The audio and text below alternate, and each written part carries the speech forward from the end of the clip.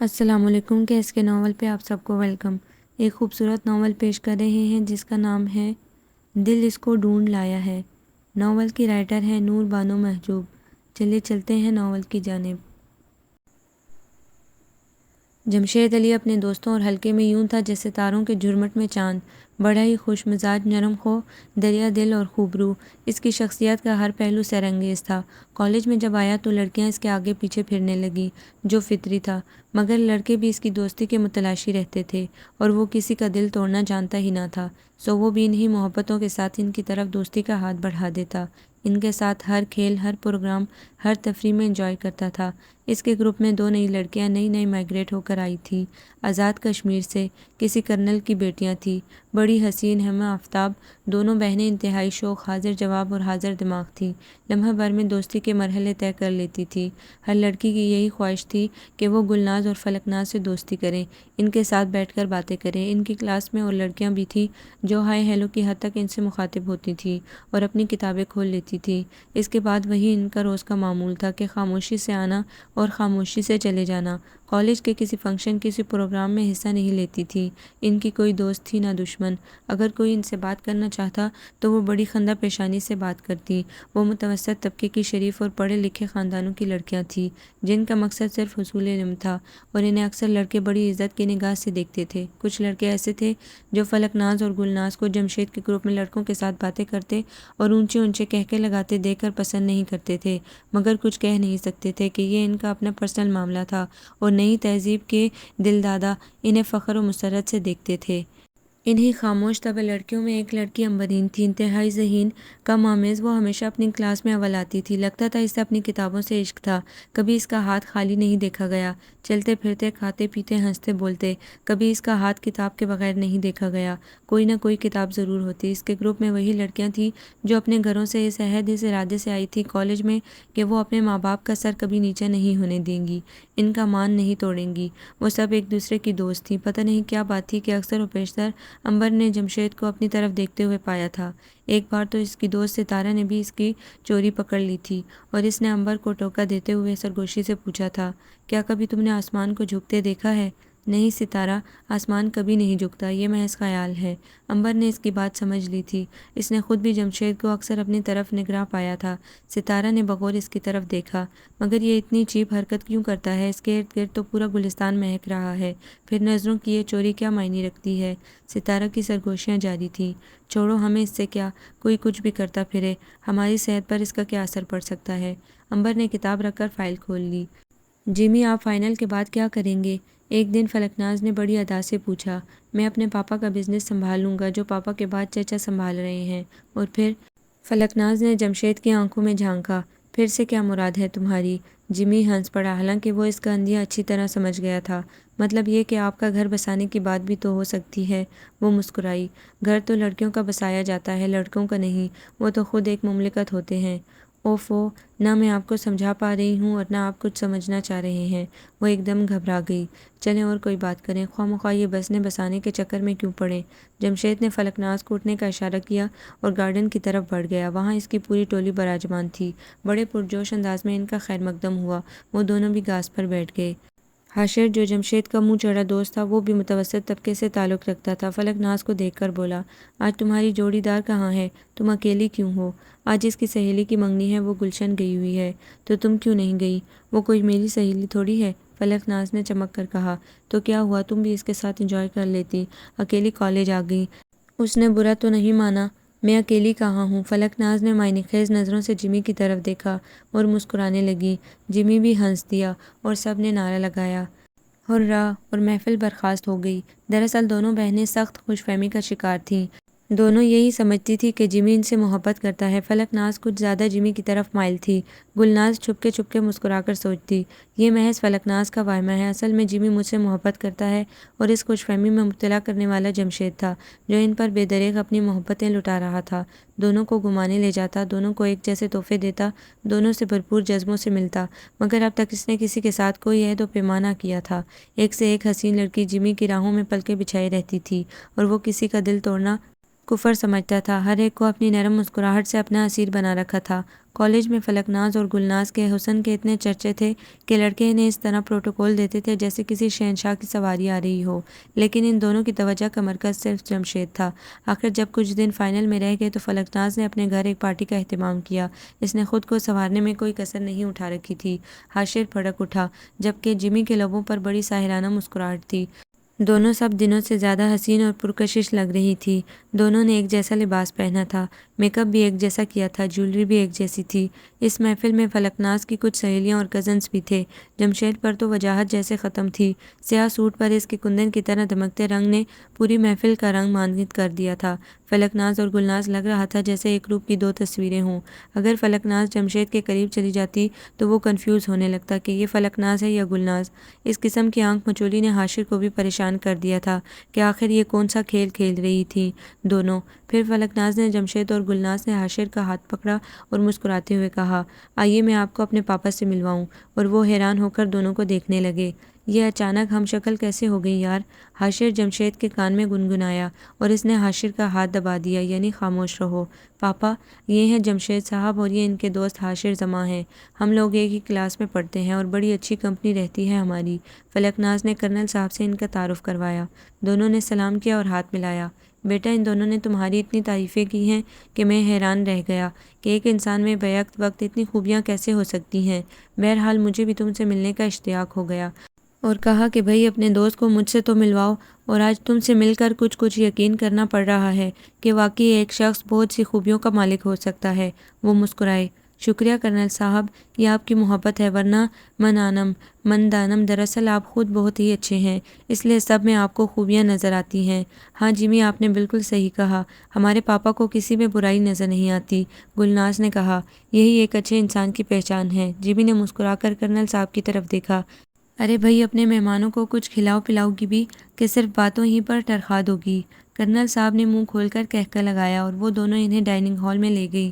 چائے کا تو محض بہانہ تھا، ورنہ وہ بڑی میز کھانے اور پینے کی مختلف چیزوں سے بھری ہوئی تھی۔ کولڈ ڈرنک اور آئس کریم الگ، اور وہاں پر کچھ شوقین حضرات بھی تھے جو ڈرنک سے شغل فرما رہے تھے، اور کچھ لڑکیاں بھی ان کا ساتھ دے رہی تھیں۔ جمشید نے بڑی تنقیدی نظروں سے ان کی طرف دیکھا۔ اس کی پیشانی پر بل پڑ گئے اور اس نے صرف چائے کا کپ اٹھا کر ہونٹوں سے لگا لیا۔ فلکناز نے اسے خالی چائے پیتے دیکھا، جلدی سے آئی اور پلیٹ میں کچھ چیزیں ڈال کر اس کے سامنے رکھ دیں۔ یار یہ کیا بدذوقی ہے، ہمیں نعمتیں تمہارے سامنے سجی ہوئی ہیں اور تم ہو کہ نگاہ اٹھا کر بھی نہیں دیکھتے۔ آخر یہ سب چیزیں ہمارے لیے ہی تو ہیں، حاشر نے منہ چلاتے ہوئے کہا۔ یقیناً یقیناً، یہ میز صرف تمہارے لیے سجائی گئی ہے، دل کھول کر شوق فرمائے، مجھے تو معاف رکھیں۔ اچھا یار ایک بات بتاؤ، حاشر نے خالی کپ میز پر رکھا اور ٹیشو سے منہ صاف کرتے ہوئے اس کی طرف جھک کر رازداری سے بولا، تمہیں فلکناز اور گلناز میں سے کون پسند ہے؟ کیوں تم یہ بات کیوں پوچھ رہے ہو؟ اس صنائے قدرت کی بنائی ہوئی ہر خوبصورت چیز مجھے اچھی لگتی ہے، ہر حسین چہرہ مجھے پسند ہے، میں نے کبھی دو اچھی چیزوں میں تقابل نہیں کیا۔ اوفو، میرا مطلب نہیں سمجھے تم شادی تو کرو گے نا؟ ہاں ہاں بالکل کروں گا۔ جمی نے سگریٹ ہونٹوں میں دبا کر سلگایا اور اس کی طرف دیکھنے لگا۔ اور ایک لڑکی سے کرو گے؟ جمی کو اپنی طرف متوجہ پا کر پوچھا۔ ظاہر ہے شادی ایک ہی لڑکی سے ہوتی ہے، ایک ساتھ دو سے تو نہیں ہوتی، وہ مسکرایا۔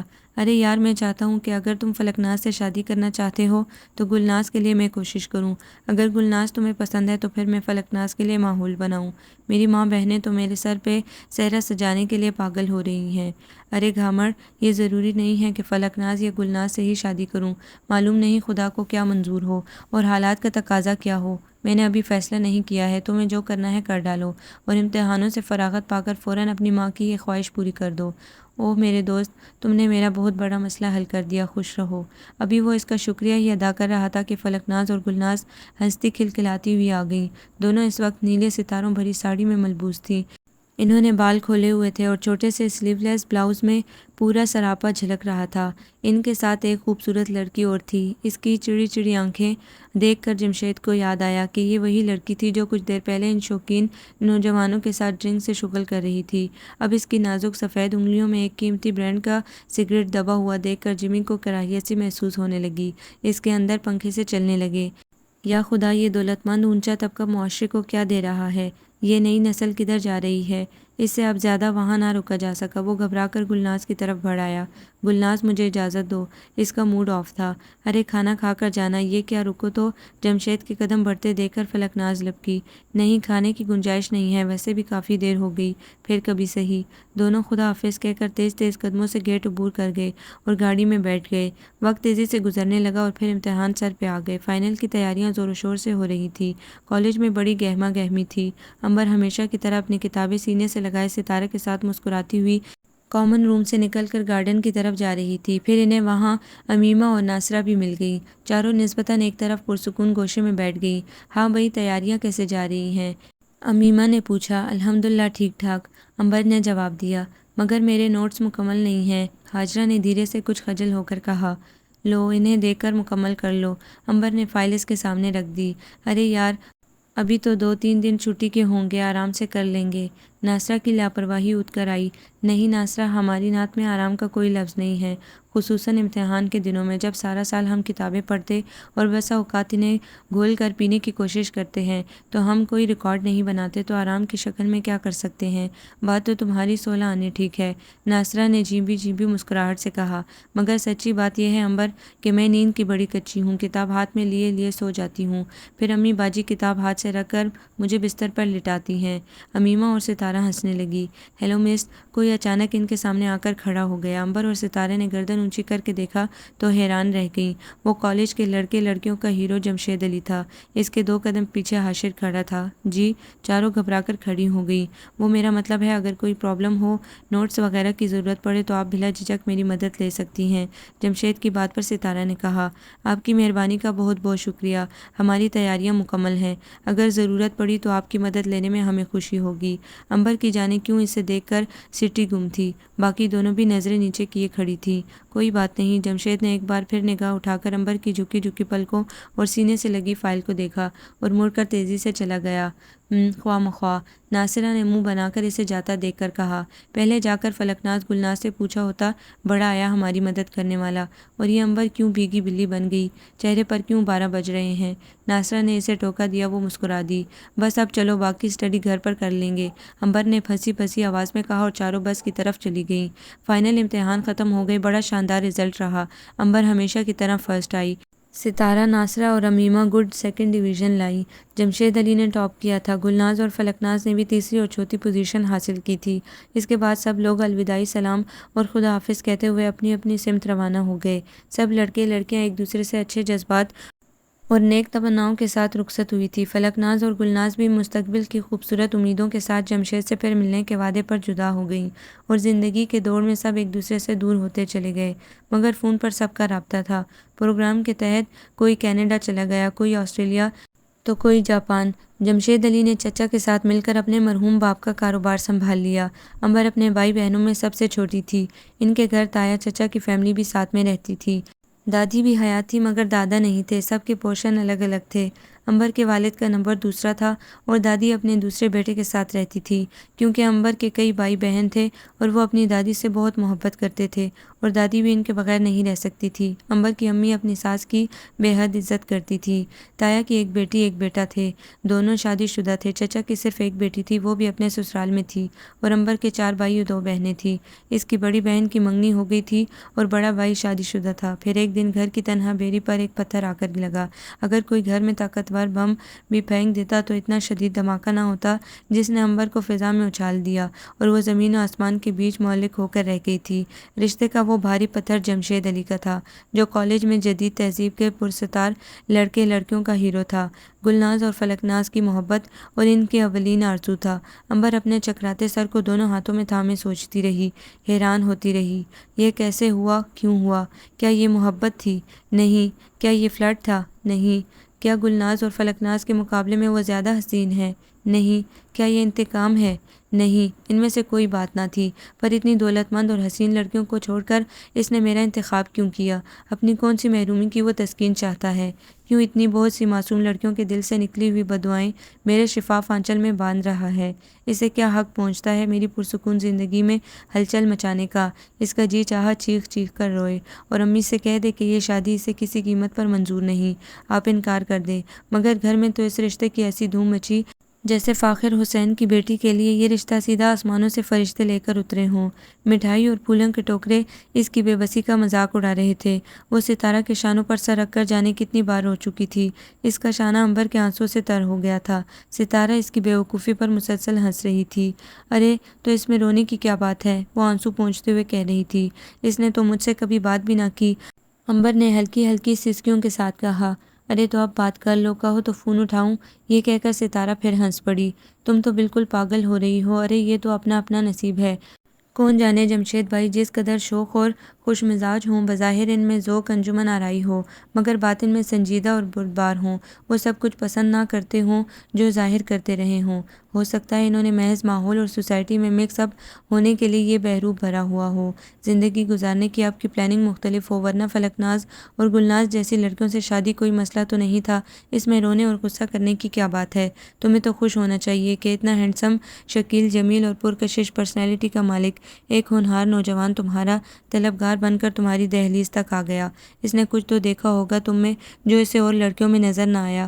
اپنے آنسو پونچھو، اچھی طرح منہ ہاتھ دھو کر آؤ۔ اگر کسی نے رونے کا سبب پوچھ لیا تو جواب نہیں بن پڑے گا۔ عنبر جلدی سے کھڑی ہو گئی۔ شاید اسے اپنی غلطی کا احساس ہو گیا تھا، اور یہ کہ وہ واقعی کفران نعمت کی مرتکب ہو رہی تھی۔ پھر دوسرے دن جمشید کی ماں اور بہنیں عنبر کو انگوٹھی پہنا گئیں اور شادی کے لیے 2 ماہ بعد کی تاریخ لے گئیں۔ آخر اسے شادی کی اتنی جلدی کیا ہے؟ ابھی تو امتحانوں کی تھکن بھی نہیں اتری۔ امیمہ کو دیکھ کر وہ منمنائی تو اس نے ایک دھپ رسید کی اور ہنس کر بولی، بھی بنو، زیادہ پوز مارنے کی ضرورت نہیں، دل میں تو لڈو پھوٹ رہے ہوں گے۔ جوڑے ٹانکے جا رہے تھے، ہر طرف ریشم، گوٹے، زری کی جلملاہٹ آنکھوں کو خیرہ کر رہی تھی۔ میں نے سنا ہے آنٹی عنبر کے سسرال والوں نے جہیز لینے سے منع کر دیا ہے، پھر آپ ان تکلفات میں کیوں پڑ گئی؟ امیمہ نے عنبر کی امی سے کہا۔ اے بیٹی، یہ ان کی اعلیٰ ظرفی ہے، مگر ہم اپنی بچی کو خالی ہاتھ کیسے رخصت کریں؟ کچھ نہ کچھ تو کرنا ہی پڑے گا۔ کچھ نہ کچھ سے کیا مراد ہے آپ کی؟ امیمہ بال کی کھال نکالتی تھی۔ یہی چند جوڑے، کچھ زیور وغیرہ۔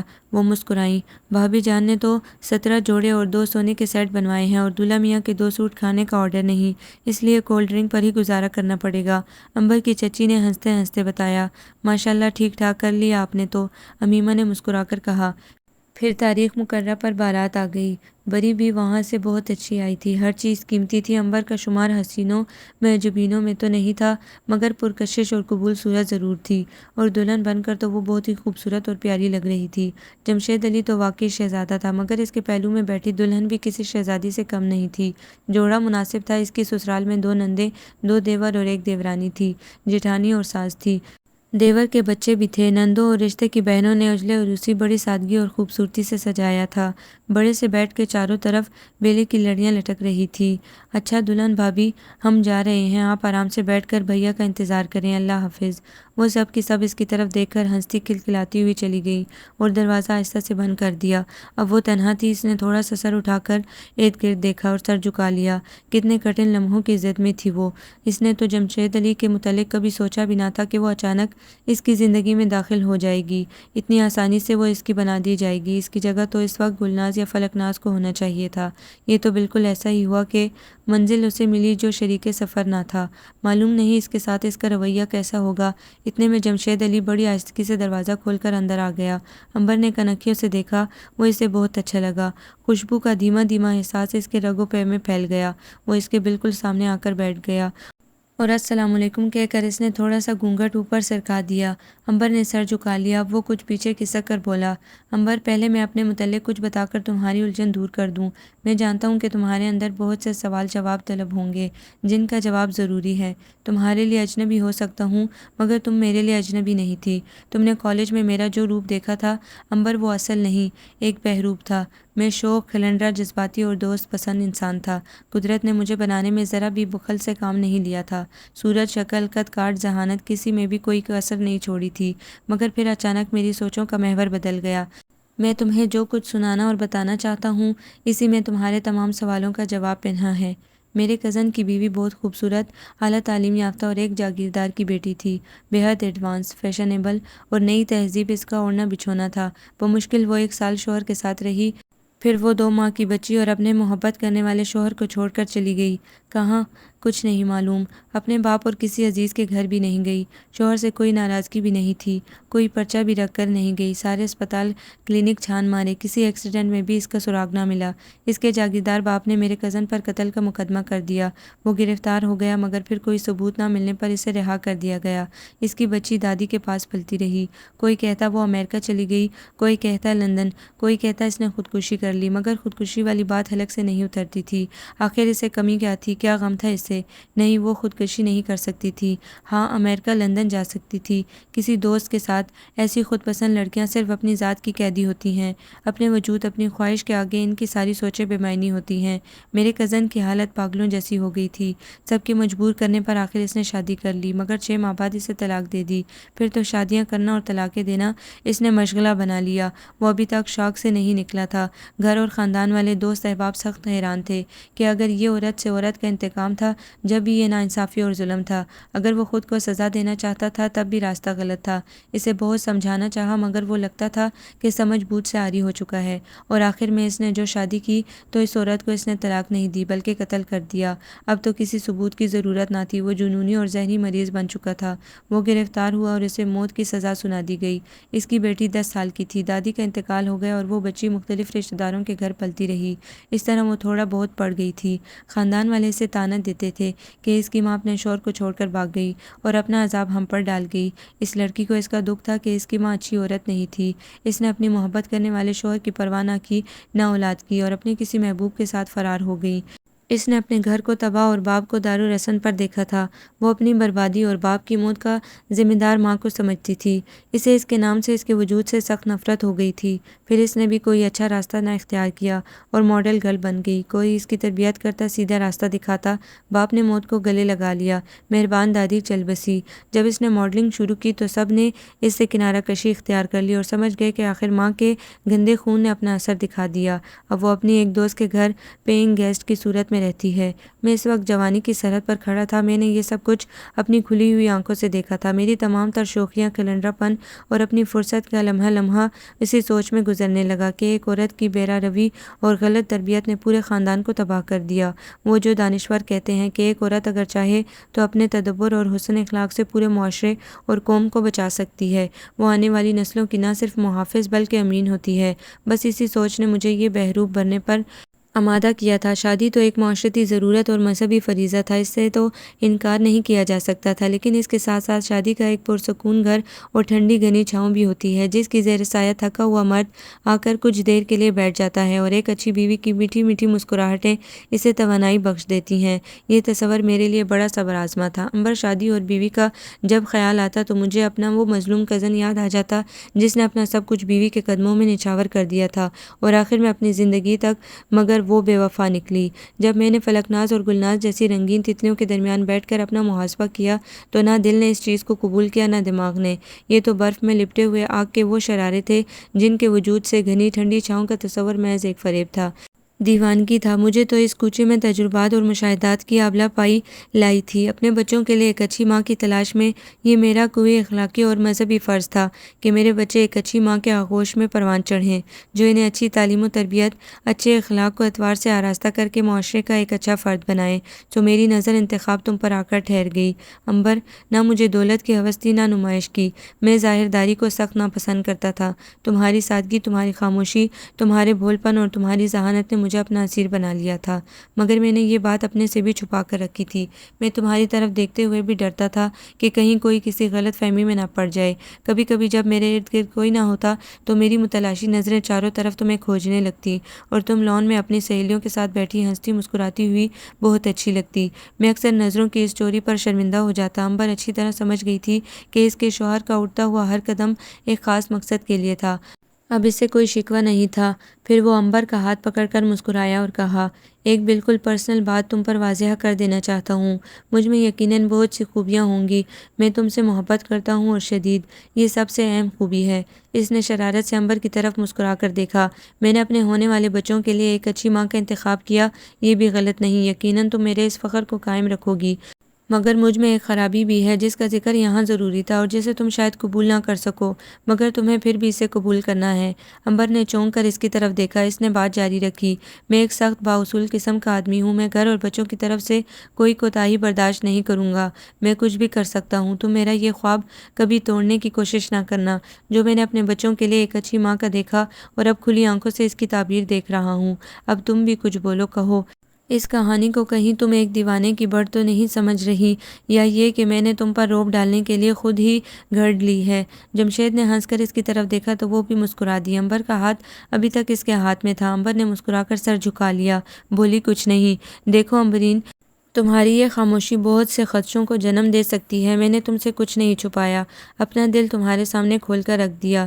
تم بھی تو کہو کہ تم نے یقین و بے گمانی میں کتنا فاصلہ طے کیا ہے۔ اب خاموش رہنا اس کے لیے دشوار تھا۔ اس نے نیچی نظروں سے کہا، میں یقین و اعتماد کی سرحد پہ قدم جمائے کھڑی ہوں، بدگمانی کا کوئی تصور میرے آگے پیچھے نہیں ہے۔ آپ نے اپنے کزن کی جو کہانی سنائی ہے وہ یقیناً حقیقت پر مبنی ہوگی، کیونکہ اس دنیا میں قدم قدم پر ایسے واقعات رونما ہوتے رہتے ہیں، اور یہ بھی سچ ہے کہ ایک خاندان اور معاشرے کو تباہ کرنے میں زیادہ عورت کا ہی ہاتھ ہوتا ہے۔ رہ گئی آپ کی اصول پرستی اور سختی، تو یہ بھی ازدواجی زندگی کا ایک صبر آزما پہلو ہے۔ میں انشاءاللہ آپ کی توقعات پر پوری اترنے کی کوشش کروں گی۔ یہ کہہ کر اس نے سر جھکا لیا۔ ٹھیک ہے امبر، میں بھی کبھی تمہیں شکایت کا موقع نہیں دوں گا۔ وہ مسکرایا۔ اب دونوں ہی اپنی جگہ ہلکے پھلکے ہو گئے تھے۔ جمشید نے اسے بڑھ کر اپنی باہوں کے حصار میں لے لیا اور امبر اپنے رب کے حضور سر جھکائے اس لمحہ گزرتی ہوئی مقدس رات کے حوالے سے اپنی شوہر کی رضا اور خوشی کے لیے پور پور دعا گو تھی۔ جمشید علی نے اپنے کزن کی جو داستان امبرین کو پہلی رات سنائی تھی وہ صحیح تھی، اس میں کوئی مبالغہ نہیں تھا سوائے جمشید کی تحکم پسندی اور مزاج کی بالادستی کے، اور اسی چیز نے جمشید کی سوچوں کو بدل دیا تھا۔ کالج میں آنے کے بعد اس نے ایک ماسٹر پلان بنا لیا تھا کہ گلناز، فلکناز، رجا اور سوئنی جیسی کسی لڑکی کو وہ اپنا لائف پارٹنر بنانے کے لیے تیار نہیں تھا، جن کے نزدیک شادی بھی محض ایک وقتی تسکین کا ذریعہ تھا۔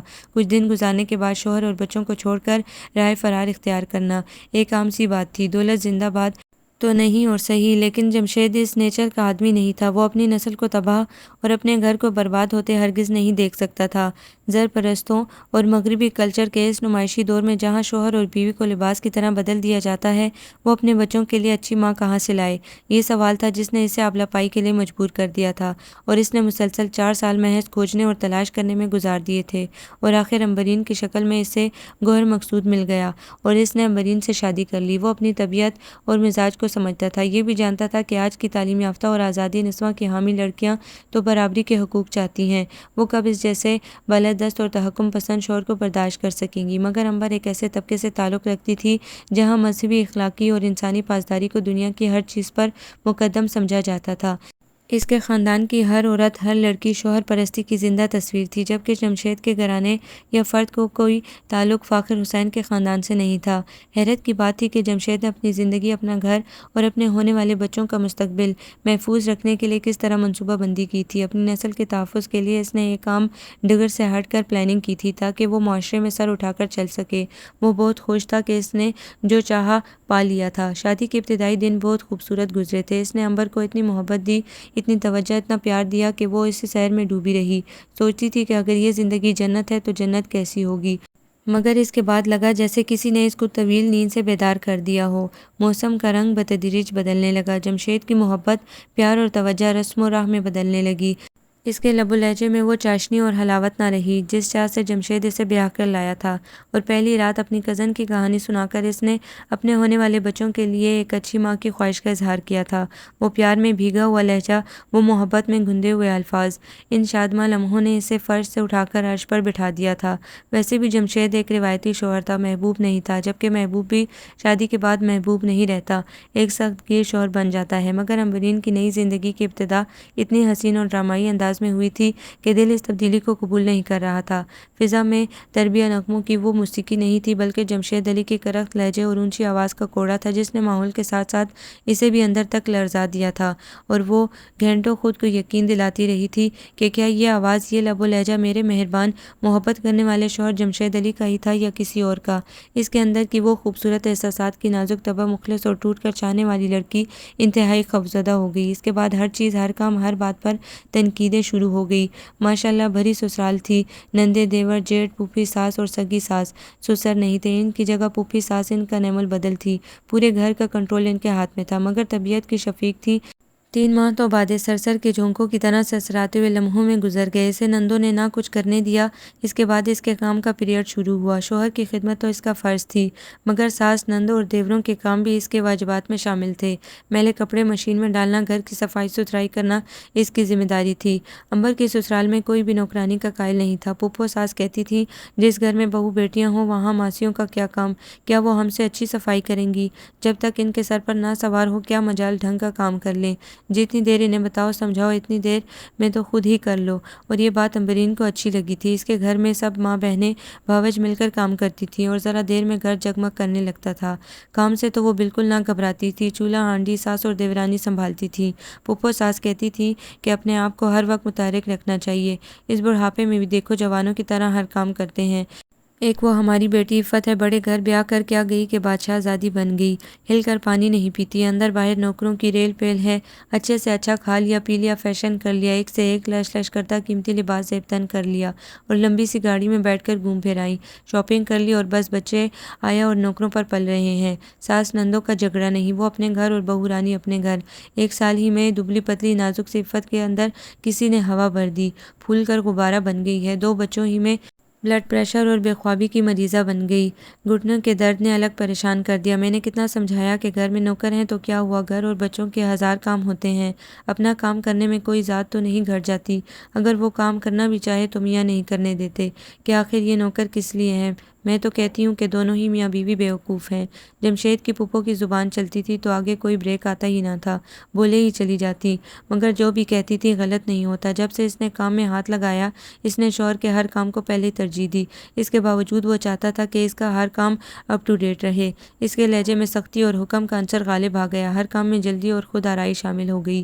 اللہ نے اولاد دینے میں بھی دیر نہ لگائی، 3 سال میں 2 بیٹے ہو گئے اور وہ گنچکر بن کر رہ گئی۔ اس کے ساتھ ہی جمشید علی کی فطرت پیاز کے چھلکوں کی طرح اترتی ہوئی بے نقاب ہوتی گئی۔ اس کا غصہ، زبان کی تلخی، اس کی ہٹ درمی اور باندیوں کی طرح ہر لمحہ اس کی خدمت میں حاضری کی خواہش اور اس کی بالادستی نے امبر کو بوکھلا دیا۔ کیا کوئی شخص اس حد تک بھی اپنے آپ کو چھپا سکتا ہے؟ طرفہ یہ کہ اللہ کے فضل سے ان کے سارے بھائی بہن مادر پادر آزاد تھے۔ اگر زبان کا صحیح استعمال گالی سے نشتر تک ہو سکتا تھا، ان میں یہ خوبیاں بدرجہ اتم موجود تھیں۔ وہ چکرا جاتی، آخر خدا نے اسے کن لوگوں کے پلے باندھ دیا ہے، مگر تقدیر کے آگے ہر شخص بے بس تھا، سو اس نے سسک کر سمجھوتے کی چادر سر پہ ڈال لی تھی۔ صبح آفس جاتے ہوئے اس کی ہر چیز تیار ہوتی، بوٹ پر پالش، موزے، رومال، کپڑے، ہر چیز استری کی ہوئی ہینگر کی ہوئی ہوتی، ناشتہ میز پر لگا ہوتا۔ اس کے باوجود وہ بن بن کرتا ہی رہتا، یہ شرٹ کا کالر ملاحظہ ہو، یہ دفتر پہن کر جانے والی ہے، نہ اس میں اجلا پن ہے، نہ استری صحیح ہے۔ جمشید قمیض ہینگر سے کھینچ کر اس کے منہ پر مار دیتا اور غصے میں وہ اٹھا پٹک کرنے لگتا۔ میں نے کتنی بار کہا ہے کہ میرے کپڑے لانڈری میں دھلوایا کرو، ساری کفایت شعاری صرف میرے لیے رہ گئی ہے، اتنا کماتا ہوں کہاں چلا جاتا ہے؟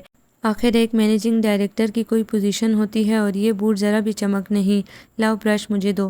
اس نے پھاڑ کھانے والے انداز میں امبر کی طرف دیکھا، وہ جلدی سے پلٹ کر برش اٹھا لائی اور جمشید نے لمحہ بھر میں جوتے چمکا کر رکھ دیے اور کہا، ذرا اس میں اپنی شکل دیکھو۔ اس کے ہونٹوں پر طنزیہ مسکراہٹ دے کر وہ پوری جان سے سلگ اٹھی۔ یہ شخص کوئی موقع بھی اسے ذلیل کرنے کا ضائع نہیں کرتا۔ جہاں بہت سی نصیحتیں امبر کی ماں نے اسے وقتاً فوقتاً شادی کے بعد کی تھیں، وہاں ایک نصیحت یہ بھی تھی کہ بیٹی، جب شوہر باہر جا رہا ہو تو اس وقت ناراضگی کے باوجود پیشانی پر بل نہ لاؤ، ہنسی خوشی سے رخصت کرو۔ باہر 1000 قسم کے مسائل سے مرد کو دوچار ہونا پڑتا ہے، قدم قدم پر حادثات پیچھا کرتے ہیں، اور جب وہ گھر آئے تب بھی نہایت محبت سے اس کی پذیرائی کرو، کیونکہ وہ تھکا ہوا باہر سے آتا ہے، معلوم نہیں صعوبتوں کی کن کن منزلوں سے گزر کر۔ اس وقت اسے آرام اور سکون کی ضرورت ہوتی ہے۔ ہاں، اس کے بعد تم اس سے اپنے مسائل ڈسکس کر سکتی ہو۔ واہ میری بھولی ماں، وہ وقت تو اس کے آرام کا ہوتا ہے، دلداری کا ہوتا ہے، ذرا سی بات اس کے ذہن پر گرا گزر سکتی ہے، اس کے معنی یہ ہوئے کہ شوہر جو بھی کرتا ہے، جو بھی کہتا ہے اسے کرنے دیا جائے، یہ اس کا جائز حق ہے، اور بیوی بیچاری کو زبان کھولنے کی بھی اجازت نہیں تھی۔ چھوٹے چھوٹے بچوں کے 100 کام ہوتے تھے، پھر گھر کا کام، شوہر کی نازبرداریاں، وہ بیچاری پھرکی کی طرح گھومتی تھی۔ امبر حد درجے صفائی پسند تھی، بچوں کو دونوں وقت نہلانا، ان کے کپڑے بدلنا، وہ کھیل کود کر اپنا منہ خراب کر لیتے، گلاب جیسے رخسار میلے ہو جاتے تو وہ تولیہ نم کر کے ان کا منہ صاف کر دیتی تھی۔ خصوصاً شوہر کے گھر آنے کا وقت ہوتا تو نہ صرف وہ بچوں کو تیار کرتی بلکہ خود بھی نک سک سے درست ہو کر ہر چیز کا جسر و جائزہ لینے لگتی۔ اس کے باوجود جوتا یا کوئی بچے کا کھلونا پڑا رہ جاتا تو وہ غصے میں ٹھوکریں مار کر چلانے لگتا۔ یہ کیا بدتمیزی بے ترتیبی ہے، یہ چیزیں ادھر ادھر کیوں پڑی ہوتی ہیں، کیا تمہیں نظر نہیں آتی؟ اور دھم دھم کرتا اندر آ جاتا۔ امبر دہل جاتی اور اس کی تنقیدی نظریں ادھر ادھر دوڑنے لگتی۔ اب اس سے کیا کہا جائے کہ بچے عموماً چھوٹے چھوٹے برتنوں، پیالوں، تشتریوں، چمچوں اور جوتوں سے کھیلتے ہیں۔ وہ لاکھ چیزیں سمیٹ کر رکھتی۔ ان کے کھلونے کی باسکٹ الگ ہوتی۔ وہ انہیں پیار سے سمجھاتی، بیٹا اپنے کھلونے، یہ جہاز، یہ موٹر، یہ بالو، یہ گڑیا، یہ ساری چیزیں کھیل کر باسکٹ میں رکھ دیا کرو، ادھر ادھر مت ڈالنا، اس طرح کھلونے ٹوٹ جاتے ہیں اور پاپا بھی ناراض ہوتے ہیں۔ اس وقت بچے بڑی سعادت مندی سے اس بات میں سر ہلا کر کھیل میں مگن ہو جاتے، مگر پھر دوسرے لمحے باپ کے جوتے پاؤں میں ڈال کر دکھاتے، مما ہم پاپا بن گئے۔ اوفو، امبرین اپنا سر پکڑ لیتی، ان سے کہتی، جائیے پاپا کے جوتے جہاں سے اٹھائے ہیں وہیں رکھ کر آئیے۔ وہ جوتے وہیں رکھ آتے، تب وہ انہیں پیار کر کے سمجھانے لگتی، بیٹا بڑے جوتے، بڑے کپڑے پہن کر کوئی پاپا مما نہیں بن جاتا۔ مگر جمشید کی سمجھ میں یہ بات نہ آئی کہ چھوٹے بچوں کے کھیل کے انداز نرالے ہوتے ہیں۔ بعض وقت قیمتی سے قیمتی کھلونا سامنے پڑا رہتا ہے اور انہیں چکنے پتھروں کے ٹکڑوں، کانچ کی چھوٹی چھوٹی رنگین شیشوں اور ٹوٹے ہوئے معمولی کھلونے سے کھیلنا اچھا لگتا ہے۔ ایک دن ستارہ اس سے ملنے آ گئی۔ وہ لاہور میں بیاہی تھی، شادی کے بعد پہلی بار اس سے ملنے آئی۔ دونوں پرجوش ہو کر ملی، بڑی دیر تک گلے لگی رہی۔ ستارہ کافی موٹی ہو گئی تھی۔ اس نے پوچھا، امبر تم تو پہلے سے زیادہ خوبصورت اور سلم لگ رہی ہو، کتنے بچے ہیں؟ صرف 4 بیٹے۔ وہ مسکرائی۔ صرف 4؟ ستارہ چلا پڑی، ماشاءاللہ تم نے بڑی ترقی کر لی، 8 سال میں 4 بیٹے۔ امبر نے جلدی سے اس کے منہ پر ہاتھ رکھ دیا اور ادھر ادھر دیکھنے لگی آہستہ سے۔ اگر میری ساس نے سن لیا تو لتیں لے ڈالیں گی کہ تم ان کی بہو اور پوتوں کو نظر لگا رہی ہو۔ پھر وہ دونوں کہکہ لگا کر ہنس پڑی۔ تم اپنی کہو، تم نے کتنی ترقی کر لی؟ میرے 2 بیٹے 1 بیٹی ہے۔ ستارہ مسکرائی۔ انہیں کہاں چھوڑ آئی؟ انہیں ان کی پھوپھی لے گئی ہے۔ اور بتاؤ ہمارے جمی بھائی کیسے ہیں؟ تمہارے ساتھ ان کا رویہ کیسا ہے؟ ستارہ اس کی سہیلی تھی، ہمراز تھی۔ اس کا جی چاہا کہ اپنا کچھ بوجھ اسے اپنے دکھ میں شریک کر کے ہلکا کر لے، لیکن اس کی محبت جو اسے اپنے شوہر سے تھی، اس نے اور اس کے ضمیر نے گوارا نہ کیا کہ اپنی کوئی کمزوری دوست کے سامنے رکھ کر خواہ مخواہ شوہر کو بے وقت کر دے۔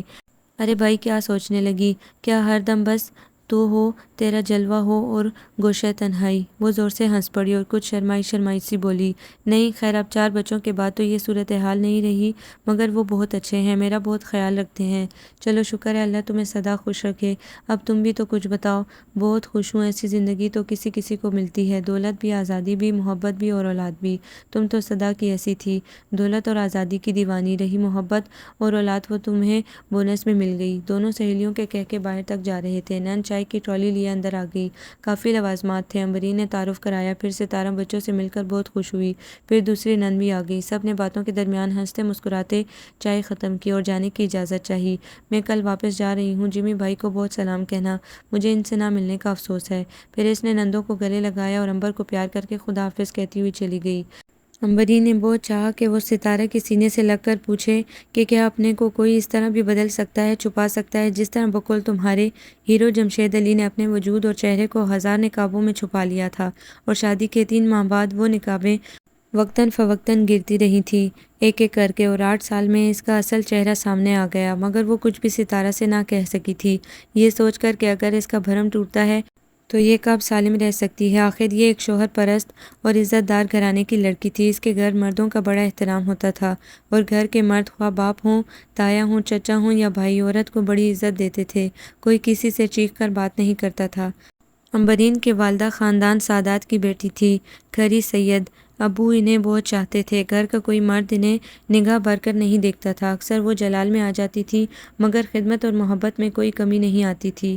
اس کی تائی ایک زمیندار کی بیٹی تھی، جہیز میں ایک باندی ملی تھی، اپنے باپ کی زمینوں مربوں پر انہیں بڑا ناز تھا، اس لیے وہ کبھی کبھی تایا پر غصے میں چلا پڑتی تھی اور تایا ابو مسکرا کر چپ ہو جاتے تھے۔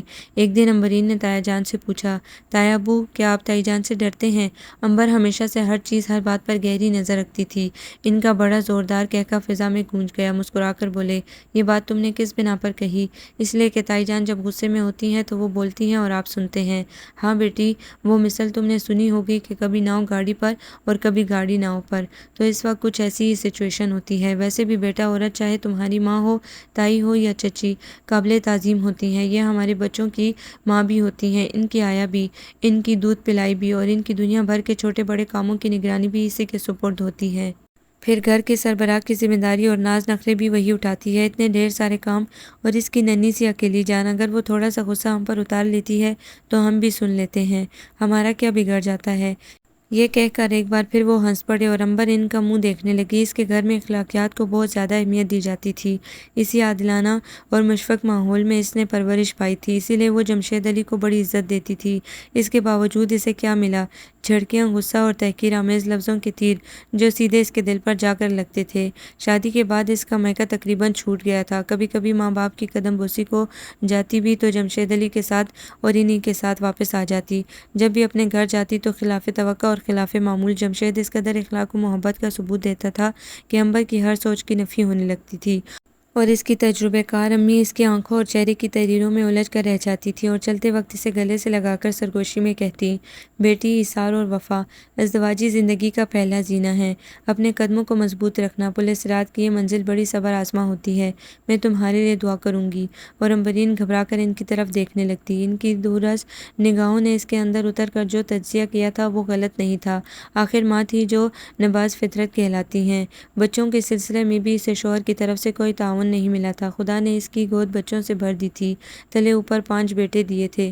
جب بھی عنبر کے ہاں اولاد ہوتی، جمشید علی کی حالت غیر ہونے لگتی تھی۔ بعض وقت تو عنبر کو یہ سوچ کر بے حد طمانینت کا احساس ہوتا تھا کہ انہیں میری صحت اور زندگی کا کتنا خیال رہتا ہے، اور جب تک وہ فارغ نہیں ہو جاتی اس کی حالت واقعی پریشان کن رہتی۔ کھانا پینا تقریباً چھوٹ جاتا، آفس سے جلدی گھر آ جاتے اور مسجد میں باقاعدہ جماعت سے نمازیں پڑھنا شروع کر دیتا اور بچوں کا زیادہ خیال رکھتا۔ ایک دن باتوں باتوں میں عنبر نے پوچھ لیا، سنیے، میری ڈیلیوری کے دنوں میں آپ کو کیا ہو جاتا ہے؟ ان دنوں آپ کی صحت پر بھی کافی اثر ہوتا ہے، گھر اور بچوں کا بھی بہت خیال رکھتے ہیں اور 5 وقت نمازیں شروع کر دیتے ہیں، کیا اس خیال سے کہ کہیں میں فوت نہ ہو جاؤں، بچے بن ماں کے اور آپ تنہا نہ رہ جائیں، اللہ سے میری زندگی اور صحت کی دعا کرتے ہیں؟ کیا واقعی آپ مجھ سے اتنی محبت کرتے ہیں؟ محبت تو خیر کرتا ہوں، آخر تم میرے بچوں کی ماں ہو، مگر کس خوش فہمی میں مبتلا نہ ہو جانا کہ میں ہر نماز میں سجدے میں گر کر اپنے رب سے بیٹے کی دعا مانگتا ہوں، تمہاری زندگی اور صحت کی نہیں۔ وہ دو ٹوک بولا، کیا مطلب؟ عنبر سناٹے میں رہ گئی۔ اس کے اندر جیسے کچھ ٹوٹ سا گیا۔ مطلب یہ کہ مجھے بیٹا چاہیے، بیٹی نہیں۔ میں الرجک ہوں بیٹی کے تصور سے۔ میں اپنے گھر اور خاندان میں اپنے کزن کی کوئی کہانی دہرانا نہیں چاہتا۔ آئندہ تم مجھ سے اس قسم کے کوئی سوال جواب نہ کرنا۔ مگر جمشید، اگر خدا نے آپ کو بیٹی دینا چاہی تو کیا کریں گے؟ اس نے چپتی نظروں سے شوہر کو دیکھا۔ میں تمہارا آپریشن کروا دوں گا، مجھے اب اولاد نہیں چاہیے۔ 5 بیٹے میرے خاندان کا نام روشن کرنے کے لیے کافی ہیں۔ ان کی اچھی تعلیم اور اچھی تربیت تمہاری ذمہ داری ہے، اور یہی وقت تمہاری آزمائش کا بھی ہے۔ یہ کہہ کر وہ باہر چلا گیا اور عنبر آنکھوں میں آنسو بھرے چھوٹے بچے کو گود سے بستر پر لٹانے لگی۔ وہ سو گیا تھا، اسے کتنا ارمان تھا بیٹی کا۔ اس نے اپنے خدا سے چھپکے ایک بیٹی کے لیے کتنی دعائیں کی تھی، مگر اللہ تعالیٰ نے بھی جمشید کی سنی، اس کی نہیں۔ کتنا اعتماد، کتنا یقین تھا اس کے لہجے میں، اس کی باتوں میں۔ کتنی ہی دیر وہ سسک سسک کر روتی رہی اور پھر بچے کے پاس ہی اس کے سینے پر ہاتھ رکھ کر لیٹ گئی۔ اس نے بچوں کی جس طرح نگہداشت اور پرورش کی اس کا دل ہی جانتا تھا، اس میں جمشید کا کوئی کردار شامل نہیں تھا۔ اسے رات میں اٹھنے کی عادت ہی ناپسند تھا کہ کوئی ڈسٹرب کرے۔ چھوٹے بچے عموماً رات کو اٹھ جاتے، پوٹی اور دودھ کے لیے۔ بڑے بچے اپنے کمرے میں علیحدہ سوتے تھے۔ وہ چھوٹے کو فیڈ کرا کر پھر لٹا دیتی تھی۔ بند کرو یہ رونا دھونا، انہیں لے کر چلی جاؤ یہاں سے۔ اور وہ گھبرا کر انہیں لے کر دوسرے کمرے میں چلی جاتی، کسی کو پانی پلانے لگتی، کسی کی نیپی بدلتی، کوئی ماں کے سینے سے لگ کر سونا چاہتا۔ اسی افراتفری میں رات آنکھوں میں کٹ جاتی، پھر وہ اپنے کمرے میں آ جاتی۔ وہ بیڈ ٹی کا عادی تھا، مگر اس وقت ان کا موڈ سخت آف معلوم ہو رہا ہوتا، پھر بھی وہ چائے اس کی طرف بڑھا کر مسکراتی۔ صبح بخیر، وہ جھنجھلا کر کروٹ بدل لیتا۔ ارے جناب، چائے لے کر آئی ہوں، چائے رکھ دو اور چلی جاؤ یہاں سے۔ کروٹ بدلے بدلے اس نے ہمیشہ کی طرح پورا برش سینے پہ اتار دیا۔ اس نے چائے رکھ دی اور بجھے بجھے دل کے ساتھ ناشتے کے انتظام میں لگ گئی اور بچوں کو بڑی نرم سنبھالنے لگی۔ ان دنوں کچھ زیادہ ہی میاں صاحب کا مزاج بگڑا بگڑا نظر آتا تھا۔ ناشتے میں ذرا بھی کسر یا دیر ہو جاتی تو ناشتہ اسی طرح میز پر پڑا ٹھنڈا ہوتا رہتا تھا اور وہ غصے میں تن پن کرتا چلا جاتا، یا پھر زیادہ غصہ آتا تو برتنوں اور گلاسوں کے ٹوٹنے کی چھنا چھن چھن سن کر وہ دوڑ کر آتی جو جمشید جا چکا ہوتا اور فرش پر چینی شیشے کے ٹکڑوں کے ساتھ انڈا پراٹھا لت پت پڑا ہوتا۔ ادھر سے نند گھبرا کر آتی اور امبر آنکھوں میں آنسو بھرے چینی اور شیشے کی ان کرچیوں کو چنتے چنتے اپنی انگلیاں لہو لہان کر لیتی۔ کیسا منصف ہے یہ کہ قصور بتائے بغیر سزا دینے میں دیر نہیں لگاتا۔ اب تو پھپھو، ساس، دیورانی اور چھوٹی نند بھی منہ پھیر کر چل دیتی تھیں۔ ان کی آنکھوں میں صاف تمسخر نظر آتا تھا، جیسے یہ روز کی بات ہو۔ امبر کا جی چاہتا اپنا سر دیوار سے ٹکرا لے۔ بے حسی اور بے وقتی کی کوئی حد بھی ہوتی ہے۔ کئی دن گزر جاتے، وہ بھی ان کے ساتھ فاقہ کرنے پر مجبور ہو جاتی۔ روٹین کی طرح کھانا پکتا، سب گھر کے افراد ایک میز پر بیٹھ کر کھاتے، مگر وہ بچوں کو کھلا پلا کر اور ہاٹ پاٹ میں اپنا کھانا رکھ کے لے آتی کہ میں ان کے ساتھ کھا لوں گی۔ آج کل وہ آفس سے دیر سے آ رہا تھا، مگر وہ آتا تو امبر اس طرح جیسے کچھ ہوا ہی نہ ہو اس کی خدمت میں لگ جاتی اور کھانا نکال کر میز پر لگا دیتی، مگر وہ یہ کہہ کر اسٹڈی میں چلا جاتا مجھے بھوک نہیں، اور وہ تلملا جاتی۔ اس کا جی چاہتا سارے برتن ایک ایک کر کے دیوار سے مارنا شروع کر دے، مگر وہ کچھ بھی نہ کرتی اور رونے بیٹھ جاتی۔ وہ جانتی تھی کہ خود تو ہوٹل سے کھا کر آتا ہے، چائے بھی ہر وقت آفس میں تیار ملتی، برگر یا سینڈوچ منگوا کر کھا لیتا ہے، اسے کوئی فرق نہیں پڑتا، اس طرح تر و تازہ تھا، مگر وہی آگے پیچھے پھرتی رہتی، ہاتھ پاؤں جوڑ کر منانے پر مجبور ہوتی۔ شاید اسے اس طرح روتی بکھرتی، ہاتھ جوڑ کر معافیا مانگتی مجبور عورت بہت اچھی لگتی تھی، اور یہ منظر اس کے لیے شدید طمانینت کا باعث ہوتا تھا۔ تبھی مہینے میں ایک دو بار یہ منظر ضرور دہرایا جاتا تھا۔ آج پھر آنکھوں میں اشک لرزاں ہیں، آج پھر سینے میں دھواں سا اٹھتا ہے، آج پھر لہجے میں نمی سی اتری ہے، آج پھر میں نے قبائے صبر پہنی ہیں۔ امبرین کو قدرت کی طرف سے صبر کی وافر دولت ملی ہوئی تھی، مگر بہرحال وہ ایک کمزور عورت تھی۔ کبھی کبھی گھبرا کر اپنے خدا سے شکوہ کر بیٹھتی اور پھر پریشان بھی ہو جاتی۔ اسے اپنے شوہر کی ناانصافی اور بے حسی پر غصہ بھی آتا، اور جب وہ روتی تو اپنے ہی آنسوں سے ڈر بھی جاتی تھی کہ کہیں اس کا شوہر اس کے آنسوں کے گرداب میں نہ آ جائے، مگر خدا منصف تھا، عادل تھا، رحم کرنے والا تھا، اپنے بندوں کی چھوٹی چھوٹی خواہشوں کو بھی اس نے کبھی رد نہیں کیا تھا۔ پھر امبرین کی دعا کیوں نہ قبول ہوتی؟ چھوٹا بیٹا 2 سال کا گود میں تھا اور پھر وہ امید سے ہو گئی۔ جمشید علی شاید بھول گیا تھا کہ اسے اب اولاد نہیں چاہیے۔ اس بار وہ خود بھی گھبرائی ہوئی تھی، اسے شوہر کی طرف سے خوف تھا۔ جمشید کو شوق سا پہنچا، اس نے لاکھ چاہا کہ یہ سلسلہ ختم ہو جائے، مگر ڈاکٹر نے معذوری ظاہر کر دی کہ ایسا نہیں ہو سکتا، تمہاری بیوی بہت کمزور ہے۔ ڈاکٹر کی بات پر وہ خاموش ہو گیا، مگر سارا غصہ اس نے امبر پر اتار دیا۔ بولا، تم نے مجھے پہلے کیوں نہیں بتایا؟ تم سمجھتی ہو کہ اس طرح بیٹی پیدا کر کے تم سرخ رو ہو جاؤ گی، مگر کان کھول کر سن لو، اگر بیٹی پیدا ہوئی تو تمہیں طلاق دے دوں گا۔ اور امبر کے اندر جیسے کسی نے خنجر اتار دیا ہو، یوں اپنا سینہ دبا کر رہ گئی کہ آواز بھی نہ نکلی۔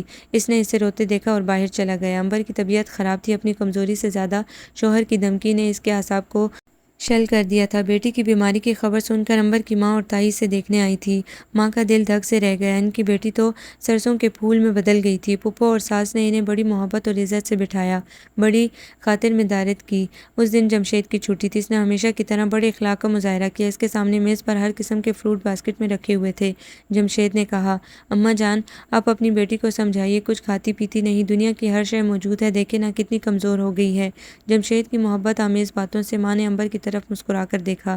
دیکھو تو بیٹی، تمہارا شوہر کتنا فکر مند ہے تمہاری طرف سے، اپنا خیال رکھو گی تو سب ٹھیک ہو جائے گا، تم سے ہی یہ گھر یہ بچے ہیں۔ امبر نے مسکرا کر اس بات میں گردن ہلا دی۔ پھر بڑی نند نے اسے جوس لا کر دیا، ساس نے سیب کی کاشیں کاٹ کر دی۔ آپ اگر چاہیں تو امبر کو کچھ دنوں کے لیے گھر لے جائیں، آب و ہوا بدل جائے گی۔ ساس نے کہا، کیوں بیٹی، چلو گی؟ ماں نے پیار سے پوچھا۔ نہیں امی، بچوں کی پڑھائی اور ان کی روٹین میں فرق آئے گا، میں پھر آ جاؤں گی، آپ فکر نہ کریں۔ اچھا، جیسی تمہاری مرضی۔ دونوں نے اسے گلے سے لگا کر پیار کیا اور ڈھیروں دعاؤں کے بعد چلی گئی۔ وہ اپنا گھر برباد کرنا نہیں چاہتی تھی، اتنی تلخیوں اور سختیوں کے باوجود وہ شوہر کے ہر حکم کی تابع تھی۔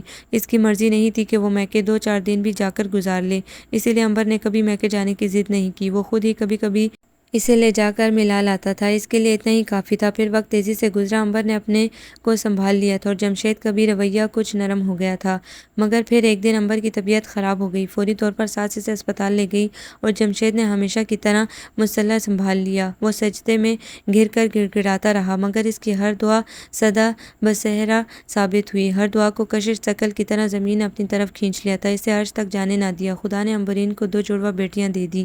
ساس اور نندیں مارے خوشی کے اچھل پڑی، مگر عنبرین مارے خوف کے بے ہوش ہو گئی، اور جب جمشید کو معلوم ہوا کہ اس کے یہاں ایک نہیں 2 بیٹیاں آ گئیں تو وہ دم بخود رہ گیا۔ مارے غصے اور جھنجھلاہٹ کے وہ انہیں دیکھنے اسپتال نہیں گیا۔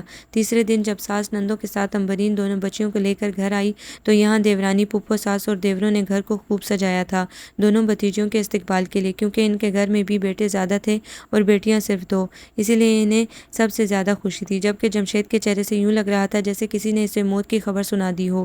اس کا موڈ پہلے ہی آف تھا۔ عنبر کو دیکھ کر وہ غصے میں تنتناتا اندر چلا گیا اور چلا کر بولا، مجھے بیٹیاں نہیں چاہیے، میں انہیں ہرگز برداشت نہیں کروں گا۔ ماں کو غصہ آ گیا، وہ اس کے سامنے جا کر بولی، کچھ ہوش میں ہے تو یا پاگل ہو گیا ہے؟ بالکل ہی۔ ارے یہ تو خدا کی عین مہربانی ہوئی ہے تجھ پر، یہ رحمتیں ہیں، برکتیں ہیں، تیری بخشش کا وسیلہ ہیں۔ تو کس پر غصہ کر رہا ہے، بہو پر یا آنے والی معصوم بیٹیوں پر؟ ارے نادان، یہ تو اللہ کی دین ہے، اس کی مرضی بیٹا دے یا بیٹی۔ جب 5 بیٹے خدا نے تجھے عنایت کیے اس وقت تو خاموشی سے لے لیے، تیری آواز کسی نے نہیں سنی، اب کیوں شور مچا رہا ہے؟ یہ تو شکر کا مقام ہے، اللہ ان کا نصیب نیک کرے۔ دادی نے جھک کر دونوں چاند اور سورج کی جوڑی کو پیار کر لیا اور عنبر کے سر پر پیار سے ہاتھ رکھا تو وہ رو پڑی۔ ارے وہ تو احمق ہے، تو کیوں اپنے دل پر لے رہی ہے؟ میرے گھر میں تو روشنی ہو گئی ہے۔ ماں کو اس قدر خوش دیکھ کر اس نے کہا، نہیں امی، آپ ان بچیوں کو ان کے نانا نانی کے گھر بھیج دیجیے، یہ زمانہ کسی طرح لڑکیوں کے لیے مناسب نہیں۔ ارے خدا کی رحمتوں کو ٹھکرا رہا ہے کمبخت، نانا نانی کے گھر کیوں بھیج دوں؟ کیا ان کی دادی پھپھو مر گئی ہیں؟ ہٹ یہاں سے، خبردار جو تو نے انہیں ہاتھ بھی لگایا، جا روحانہ، ان کا پالنا میرے کمرے میں رکھ، اور ان کا سوٹ کیس بھی۔ وہ بڑے غصے میں تھی، عنبر کے پاس جا کر پیار سے بولی، دلہن اپنا دل نہ تھوڑا کر، اب یہ دونوں میرے پاس رہیں گی، بس جا کر انہیں دودھ پلا دیا کرنا، دیکھنا میں اسے صورت دیکھنے کو بھی ترسا دوں گی۔ وہ اپنے آپ کو سمجھتا کیا ہے؟ عنبرین حیران تھی کہ اتنا پڑھا لکھا ذہین انسان قرون اولیٰ کے جاہل بدوؤں جیسی باتیں کرتا تھا، جو لڑکیاں ہوتے ہی اسے لے جا کر گرم ریت میں زندہ دبا دیتے تھے۔ آج کا زمانہ تو ارتقاء کے معراج کا زمانہ تھا۔ روشن ضمیر، روشن خیالات رکھنے والے یہ تعلیم یافتہ لوگ اس دور کو لڑکیوں کے لیے مناسب نہیں سمجھتے تھے، تو کیا وہ خالق اکبر ان کے مناسب اور غیر مناسب حالات کا انتظار کرتا؟ کسی قدر غیر حقیقی اور ضرب سے عاری سوچیں تھیں جمشید علی کی۔ دراصل اس کے دل میں چور تھا اپنے ماضی کے ان حسین اور خوش فکر لمحوں کا، جب وہ کالج کی خوبصورت رنگین طرح دار تتلیوں کے ساتھ مد بھری فضاؤں میں اڑتا پھرتا تھا، ان کے ساتھ آؤٹنگ، بوٹنگ اور رائڈنگ کیا کرتا تھا۔ جبکہ اس نے خود عملی زندگی میں قدم رکھا، اسے گھر اور اولاد نرینہ کی خوشیاں ملی، تو وہ بھول گیا کہ خدا نے جنت میں حضرت آدم علیہ السلام کے لیے ماما حوا کو بھی پیدا کیا تھا۔ اگر آج خدا نے اسے بیٹے دیے ہیں تو کل بیٹی بھی آ سکتی ہے۔ وہ ایک دم بوکھلا گیا، اس کے سامنے بہت سے چہرے آ گئے، سب سے نمایاں چہرہ اس کے کزن کا چہرہ تھا۔ اس نے کبھی بیٹی کے متعلق سوچا بھی نہ تھا، اور جب بھی پیدائش کا وقت آتا اس کی حالت غیر ہونے لگتی اور وہ اپنا زیادہ وقت عبادت اور دعاؤں میں گزارنے لگتا۔ خدا کے حضور اس کی دعائیں مستجاب ہوئیں، مگر ایک حد تک۔ اب عنبر کی باری تھی، خدا نے اسے 2 چاند سی بیٹیاں اکٹھا دے کر اس کی تشنگی مٹا دی تھی اور اسی قدر جمشید کو مضطرب اور بے چین کر دیا تھا۔ وہ دونوں بچیاں گلناز، فلکناز، رجا اور سونی کی شکلیں بدل بدل کر اس کے اعصاب پر تشریح چلاتی رہیں اور اسے کہیں پناہ نہ ملی۔ ان بچیوں نے اسے آئینہ دکھا دیا تھا اور یہ گمان اس کے ذہن میں پختہ ہوتا چلا گیا کہ میری بیٹیاں بھی جوان ہو کر میرے جیسے نوجوان کی دلچسپی کا باعث بنیں گی۔ پھر اسے اپنا کزن یاد آ جاتا جس کی حسین دولت مند بیوی اپنی نوزائیدہ بچی کو چھوڑ کر فرار ہو گئی تھی۔ نہیں، میں ایسا نہیں ہونے دوں گا۔ اکثر وہ یہ تمام باتیں سوچ کر چلا پڑتا تھا اور عنبر بھاگتی ہوئی اندر آ جاتی۔ کیا ہوا، خیریت تو ہے جمشید؟ آپ کی طبیعت تو ٹھیک ہے؟ ہاں عنبرین، میں ٹھیک ہوں، مجھے پانی پلا دو، وہ تھکے تھکے لہجے میں کہتا اور وہ جلدی سے پانی کا گلاس اسے پکڑا دیتی۔ پانی پی کر وہ کروٹ بدل لیتا۔ کچھ دیر وہ اس کے بولنے کا انتظار کرتی، پھر خاموشی سے چلی جاتی۔ لڑکیاں بڑی ہوتی گئیں، زیادہ تر وہ پھپھو اور دادی کے پاس رہتی تھی۔ پھپھو ساس کا انتقال ہو گیا تھا، چھوٹی نند کی شادی ہو گئی تھی۔ بڑی نند کے ساتھ ٹریجڈی یہ تھی کہ اس کے منگیتر نے باہر جا کر شادی شادی کر لی تھی، پھر روحانہ نے شادی نہ کی اور اب تو اس کی شادی کی عمر نہ رہی تھی۔ بچیاں زیادہ تر اپنی بڑی پھپھو اور دادی کے پاس ہی رہتی تھی، یا اگر زیادہ پیار آ جاتا تو ماں کی طرف آ کر کھیلنے لگتی تھی۔ اپنے چھوٹے بھائیوں کے ساتھ جمشید نے انہیں بالکل منہ نہ لگایا تھا۔ کبھی جو وہ اس کے پاس چلی بھی جاتی تو جمشید انہیں بری طرح ڈانٹ کر بھگا دیتا۔ بچیاں سہم جاتی اس کے غصے کی وجہ سے، وہ اس سے دور دور رہتی تھی۔ عنبر کو دھچکا سا لگتا تھا جیسے وہ اس کی اولاد نہ ہو، غیر کی ہوں۔ ایک دن اس نے شوہر سے کہا، جمشید یہ آپ کی بچیاں ہیں، اولاد ہیں آپ کی، اس سے اس طرح نہ منہ موڑیے، ان کا ننھا سا دل ٹوٹ جائے گا۔ اس پر روٹھے روٹھے انداز میں اس نے عنبر کی طرف دیکھا اور لاتعلقی سے بولا، اور ان کے آنے سے میرا جو دل ٹوٹا ہے تو کمال کرتے ہیں آپ بھی۔ عنبر کو ہنسی بھی آئی اور غصہ بھی۔ آپ نے بچوں جیسی بات کہہ دی، بلا تقدیر سے بھی کوئی لڑا ہے، چھوڑیں یہ غصہ اور اللہ کی رضا کے لیے انہیں گلے سے لگا لیں، وہ معصوم ہے، کچھ نہیں جانتی۔ اچھا بس تم مجھے نصیحتیں مت کیا کرو۔ وہ جھنجھلا گیا اور عنبر چپ ہو گئی، مگر جمشید کا موڈ اور خراب ہو گیا۔ جب بھی لڑکیوں پر اس کی نظر پڑتی اس کا غصہ عروج پر پہنچ جاتا۔ تب عنبر نے روحانہ سے کہا، جب تک تمہارے بھائی گھر میں ہوں مون اور کائنات کو ادھر نہ بھیجا کرو، خواہ مخواہ انہیں غصہ آتا ہے۔ اس دن سے روحانہ احتیاط کرنے لگی۔ اب دونوں بچیاں اسکول جانے والی ہو گئی تھی۔ جب سے اس نے ان بچوں کو یونیفارم میں ماسی کے ساتھ محلے کے اسکول میں جاتے دیکھا، اس کی کیفیت عجیب ہو گئی تھی۔ اس کا مزاج لمحہ لمحہ بدلنے لگا۔ بچیوں سے اس کی نفرت روز اول کی طرح تھی۔ وہ جب انہیں دیکھتا تو لمحہ بھر میں وہ جوان ہو کر فلکناز اور گلناز کا روپ دھار لیتی اور اس کے اندر ہیجان برپا ہو جاتا۔ وہ اپنے آپ کو بہلانے کی بڑی کوشش کرتا، مگر گھر آتے آتے اس پر دیوانگی طاری ہو جاتی۔ بات بے بات غصہ، چیخو پکار، گالیاں اور توڑ پھوڑ شروع کر دیتا۔ عنبر سخت پریشان تھی۔ باجی، کیا جمشید ہمیشہ سے ایسے تھے؟ نہیں بھابی، پہلے تو انہوں نے کبھی اتنا غصہ نہیں کیا، طبیعت میں تو ہمیشہ سے ان کی ضد تھی، مزاج میں خود آرائی بھی بہت تھی، مگر اب تو وہ بالکل ہی بدل گئے ہیں، مجھے بہت حیرت ہے۔ شاید یہی میرا نصیب ہے باجی، اللہ ان پر رحم کرے۔ اور وہ بھاری بھاری جی کے ساتھ اٹھ گئی۔